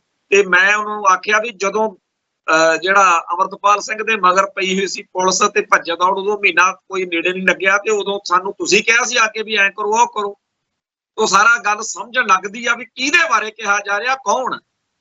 ਇਸ ਵੇਲੇ ਸਾਡੇ ਪੰਥਕ ਅਤੇ ਖਾਲਿਸਤਾਨੀ ਸਭਾ ਦੇ ਵਿੱਚ ਜਿਸ ਤਰੀਕੇ ਦਾ ਮਾਹੌਲ ਖਾਨਾ ਜੰਗੀ ਵਾਲਾ ਬਣਾਇਆ ਜਾ ਰਿਹਾ, ਚੰਗੇ ਭਲੇ ਕਹਿੰਦੇ ਕਹਾਉਂਦੇ ਬੰਦੇ ਜਿਹੜੇ ਨੇ ਉਹ ਗੱਲ ਜਿਹੜੀ ਖਾਰਾ ਸਾਹਿਬ ਨੇ ਕਹੀ ਆ ਕਿ ਮੈਂ ਸਭ ਕੁਝ ਛੱਡ ਕੇ ਪਾਸੇ ਉਹਨੂੰ ਮਿੰਟ ਲਾਉਂਗਾ। ਭਾਈ ਲੋੜ ਆ ਇਹੋ ਜਿਹੇ ਵਕੀਲਾਂ ਦੀ, ਲੋੜ ਆ ਇਹੋ ਜਿਹੇ ਚਿੰਤਕਾਂ ਦੀ, ਪੰਥ ਦਰਦੀਆਂ ਦੀ, ਕੌਮ ਦੀ ਗੱਲ ਕਰਨ ਵਾਲਿਆਂ ਦੀ। ਆਪਾਂ ਤਾਂ ਹਰੇਕ ਨੂੰ ਭਜਾਉਣ ਤੇ ਲੱਕ ਬੰਨ ਲਿਆ ਵੀ ਅਸੀਂ ਤਾਂ ਇੰਨਾ ਭੈੜਾ ਤੇ ਮਾੜਾ ਮਾਹੌਲ ਬਣਾ ਦੇਾਂਗੇ ਕਿ ਚੰਗਾ ਭਲਾ ਸਿੱਖ ਇਹ ਕਵੇ ਕਿ ਮੈਂ ਕੀ ਲੈਣਾ ਜੀ ਇਸ ਗੰਦ ਪਿੰਡ ਤੋਂ। ਇਹ ਮਾਹੌਲ ਸਿਰਜ ਕੇ ਅਸੀਂ ਕੌਮ ਦਾ ਕਿਵੇਂ ਭਲਾ ਕਰਾਂਗੇ, ਕਿਵੇਂ ਭਲਾ ਹੋ ਸਕਦਾ। ਤੋਂ ਮੈਂ ਅੱਜ ਦੇ ਇਸ ਪ੍ਰੋਗਰਾਮ ਦੇ ਰਾਹੀਂ ਉਹਨਾਂ ਵੀਰਾਂ ਨੂੰ ਹੱਥ ਬੰਨ੍ਹ ਕੇ ਬੇਨਤੀ ਕਰਦਾ, ਗੁਰੂ ਦਾ ਵਾਸਤਾ, ਸ਼ਹੀਦਾਂ ਦੇ ਡੁੱਲੇ ਖੂਨ ਦਾ ਵਾਸਤਾ, ਨਾ ਕਰੋ ਇਹ ਕੰਮ। ਜਿਹੜੇ ਲੋਕ ਖਾਲਿਸਤਾਨੀ ਨਹੀਂ, ਜਾਂ ਜਿਹੜੇ ਲੋਕਾਂ ਨੂੰ ਤੁਸੀਂ ਬਹਾਨੇ ਬਣਾ ਕੇ ਜਿਹਨਾਂ ਦੀਆਂ ਧੀਆਂ ਭੈਣਾਂ ਨੂੰ ਪੋਸਟਰਾਈਜ਼ ਗੰਦੇ ਪੜੇ ਵਚਨ ਬੋਲਦੇ ਹੋ, ਇਹ ਬੰਦ ਕਰ ਦਿੱਤਾ ਜਾਵੇ। ਕੋਈ ਗੱਲ ਨਹੀਂ, ਉਹ ਗੁਰੂ ਦਾ ਜਿਹੜਾ ਹੁਕਮ ਹੈ ਉਹਦੇ ਵਿੱਚ ਆਪਾਂ ਚੱਲੀਏ ਭੈ ਭਾਵਨੀ ਚ। ਸਾਨੂੰ ਆਪਾਂ ਆਪਦੇ, ਜਿਵੇਂ ਇੱਕ ਉਹ ਸਾਖੀ ਸੁਣਾਈ ਜਾਂਦੀ ਹੈ ਕਿ ਠੂਹਾਂ ਸੀ ਪਾਣੀ ਦੇ ਵਿੱਚ, ਤੇ ਉਹਨੇ ਦੇਖਣ ਵਾਲੇ ਨੇ ਕਿਹਾ ਮੈਂ ਠੂਹੇ ਨੂੰ ਕੱਢਾਂ। ਉਹ ਜਦੋਂ ਪਾਣੀ ਦੇ ਵਿੱਚੋਂ ਬੁੱਕ ਤੇ ਪਾ ਲਿਆ, ਜਦੋਂ ਪਾਣੀ ਤੋਂ ਬਾਹਰ ਆ ਗਿਆ, ਹੱਥ ਉਹਨੇ ਡੰਗ ਮਾਰਿਆ, ਹੱਥ ਹਿੱਲ ਗਿਆ, ਉਹ ਫੇਰ ਡਿੱਗ ਪਿਆ ਵਿੱਚ। 2-3 ਵਾਰੀ ਹੋਇਆ ਤੇ ਕੋਲੇ ਖੜੇ ਨੇ ਕਿਹਾ ਵੀ ਜਦੋਂ ਇਹ ਡੰਗ ਮਾਰਦਾ ਤੇਰਾ ਹੱਥ ਹਿੱਲ ਜਾਂਦਾ, ਫੇਰ ਪਾਣੀ 'ਚ ਡਿੱਗਦਾ, ਛੱਡ ਪਰਾਂ। ਕਹਿੰਦਾ ਇਹਦੀ ਬਿਰਤੀ ਆ ਮਾੜੀ ਡੰਗ ਮਾਰਨ ਦੀ, ਇਹ ਮਾੜੀ ਬਿਰਤੀ ਨਹੀਂ ਤਿਆਗਦਾ। ਮੈਂ ਆਪਦੀ ਚੰਗੀ ਬਿਰਤੀ ਕਿਉਂ ਤਿਆਗਦੇ ਆ ਕਿ ਮੇਰਾ ਆਦਤ ਆ ਕਿ ਮੈਂ ਕਿਸੇ ਨੂੰ ਡੁੱਬਦੇ ਨੂੰ ਬਚਾਉਣਾ। ਉਹ ਜੇਕਰ ਆਪਾਂ ਵਾਕਿਆ ਹੀ ਗੁਰੂ ਦੇ ਸਿੱਖ ਹਾਂ, ਵਾਕਿਆ ਹੀ ਪੰਥ ਨੂੰ, ਖਾਲਿਸਤਾਨ ਨੂੰ ਪਿਆਰ ਕਰਦੇ ਆ, ਤਾਂ ਸਾਡਾ ਇਹ ਹੱਕ ਫਰਜ਼ ਬਣਦਾ ਹੈ ਕਿ ਆਪਾਂ ਮਾੜੀ ਬਿਰਤੀ ਵਾਲਿਆਂ ਨੂੰ ਸਹੀ ਰਾਹ ਤੇ ਲਿਆਉਣ ਲਈ ਸਹੀ ਰਾਹ ਫੜੀ, ਅਸੀਂ ਉਹ ਗੱਲਾਂ ਕਰੀਏ, ਇਹੋ ਜਿਹਾ ਮਾਹੌਲ ਸਿਰਜੀਏ ਕਿ ਉਹਨਾਂ ਲੋਕਾਂ ਨੂੰ ਸ਼ਰਮ ਆਵੇ ਜਿਹੜੇ ਲੋਕ ਸਿੱਖਾਂ ਦੇ ਘਰੇ ਜਨਮ ਲੈ ਕੇ ਖਾਲਿਸਤਾਨ ਦਾ ਤੇ ਪੰਥ ਦਾ ਵਿਰੋਧ ਕਰਦੇ, ਸਿੱਖੀ ਦਾ ਵਿਰੋਧ ਕਰਦੇ, ਜਿਹੜੀਆਂ ਮਾੜੀਆਂ ਚੰਗੀਆਂ ਗੱਲਾਂ ਕਰਦੇ। ਬਹੁਤ ਕੁਛ ਆ, ਪਤਾ ਸਭ ਕੁਛ ਹੀ ਹੁੰਦਾ, ਕਿਸੇ ਨੂੰ ਇਹ ਨਹੀਂ ਹੈਗਾ ਕਿ ਇਲਮ ਨਹੀਂ। ਜੋ ਕੁਝ ਉਹ ਮਾੜੇ ਬੰਦੇ ਮਾੜੇ ਅਸਰ ਕਰਦੇ ਆ, ਉਹ ਵੀ ਲੁਕਿਆ ਛਿਪਿਆ ਨਹੀਂ, ਪਰ ਉਹਨਾਂ ਦੇ ਉੱਤੇ ਸਾਡਾ ਪੰਥ ਦਾ ਕੋਈ ਜ਼ੋਰ ਨਹੀਂ, ਆਪਦੇ ਭਰਾਵਾਂ ਉੱਤੇ ਜ਼ੋਰ ਹੁੰਦਾ। ਉਹਨਾਂ ਨੂੰ ਹੀ ਬੇਨਤੀ ਕਰੀ ਜਾਂਦੀ ਆ, ਉਹਨਾਂ ਨੂੰ ਹੀ ਮਾਣ ਨਾਲ ਕਿਹਾ ਜਾਂਦਾ ਕਿ ਭਾਈ ਤੁਹਾਡੀ ਭਾਵਨਾ ਜਿੰਨੀ ਮਰਜ਼ੀ ਸਹੀ ਹੋਵੇ, ਪਰ ਇਹ ਤਰੀਕਾ ਤੁਹਾਡਾ ਬਹੁਤ ਮਾੜਾ ਜੀ। ਅੱਜ ਤੱਕ ਤੁਹਾਨੂੰ ਕਿਸੇ ਨੇ ਕਿਹਾ ਨਹੀਂ ਹੋਣਾ, ਪਰ ਹੁਣ ਤਾਂ ਅਸੀਂ ਕਹਿ ਰਹੇ ਹਾਂ, ਹੱਥ ਬੰਨ੍ਹ ਕੇ ਕਹਿ ਰਹੇ ਹਾਂ ਕਿ ਫੋਟੋਆਂ ਧੀਆਂ ਭੈਣਾਂ ਦੀਆਂ ਮਾੜੀਆਂ ਚੰਗੀਆਂ ਬਣਾਉਣੀਆਂ ਜਾਂ ਅਪਸ਼ਬਦ ਵਰਤਣੇ, ਇਹ ਬਹੁਤ ਭੈੜੀ ਗੱਲ ਆ। ਔਰ ਉਹ ਕਿਸੇ ਬਾਰੇ ਵੀ ਹੋਵੇ, ਜਿੰਨੇ ਵੀ ਪੰਥਕ ਸਭਾ 'ਚ ਵਿਚਰਦੇ ਆਗੂ ਨੇ ਜਾਂ ਭੈਣ ਭਰਾਵਾਂ ਨੇ, ਉਹਨਾਂ ਬਾਰੇ ਇਹ ਗੰਦ ਪਹਿਲ ਮਨਜ਼ੂਰ ਨਹੀਂ। ਸੋ ਇੱਥੇ ਸਮਾਪਤੀ ਆ, ਕੱਲ ਫੇਰ ਮਿਲਾਂਗੇ। ਨਾਨਕ ਨਾਮ ਚੜ੍ਹਦੀ ਕਲਾ, ਤੇਰੇ ਭਾਣੇ ਸਰਬੱਤ ਦਾ ਭਲਾ। ਵਾਹਿਗੁਰੂ ਜੀ ਕਾ ਖਾਲਸਾ, ਵਾਹਿਗੁਰੂ ਜੀ ਕੀ ਫਤਿਹ।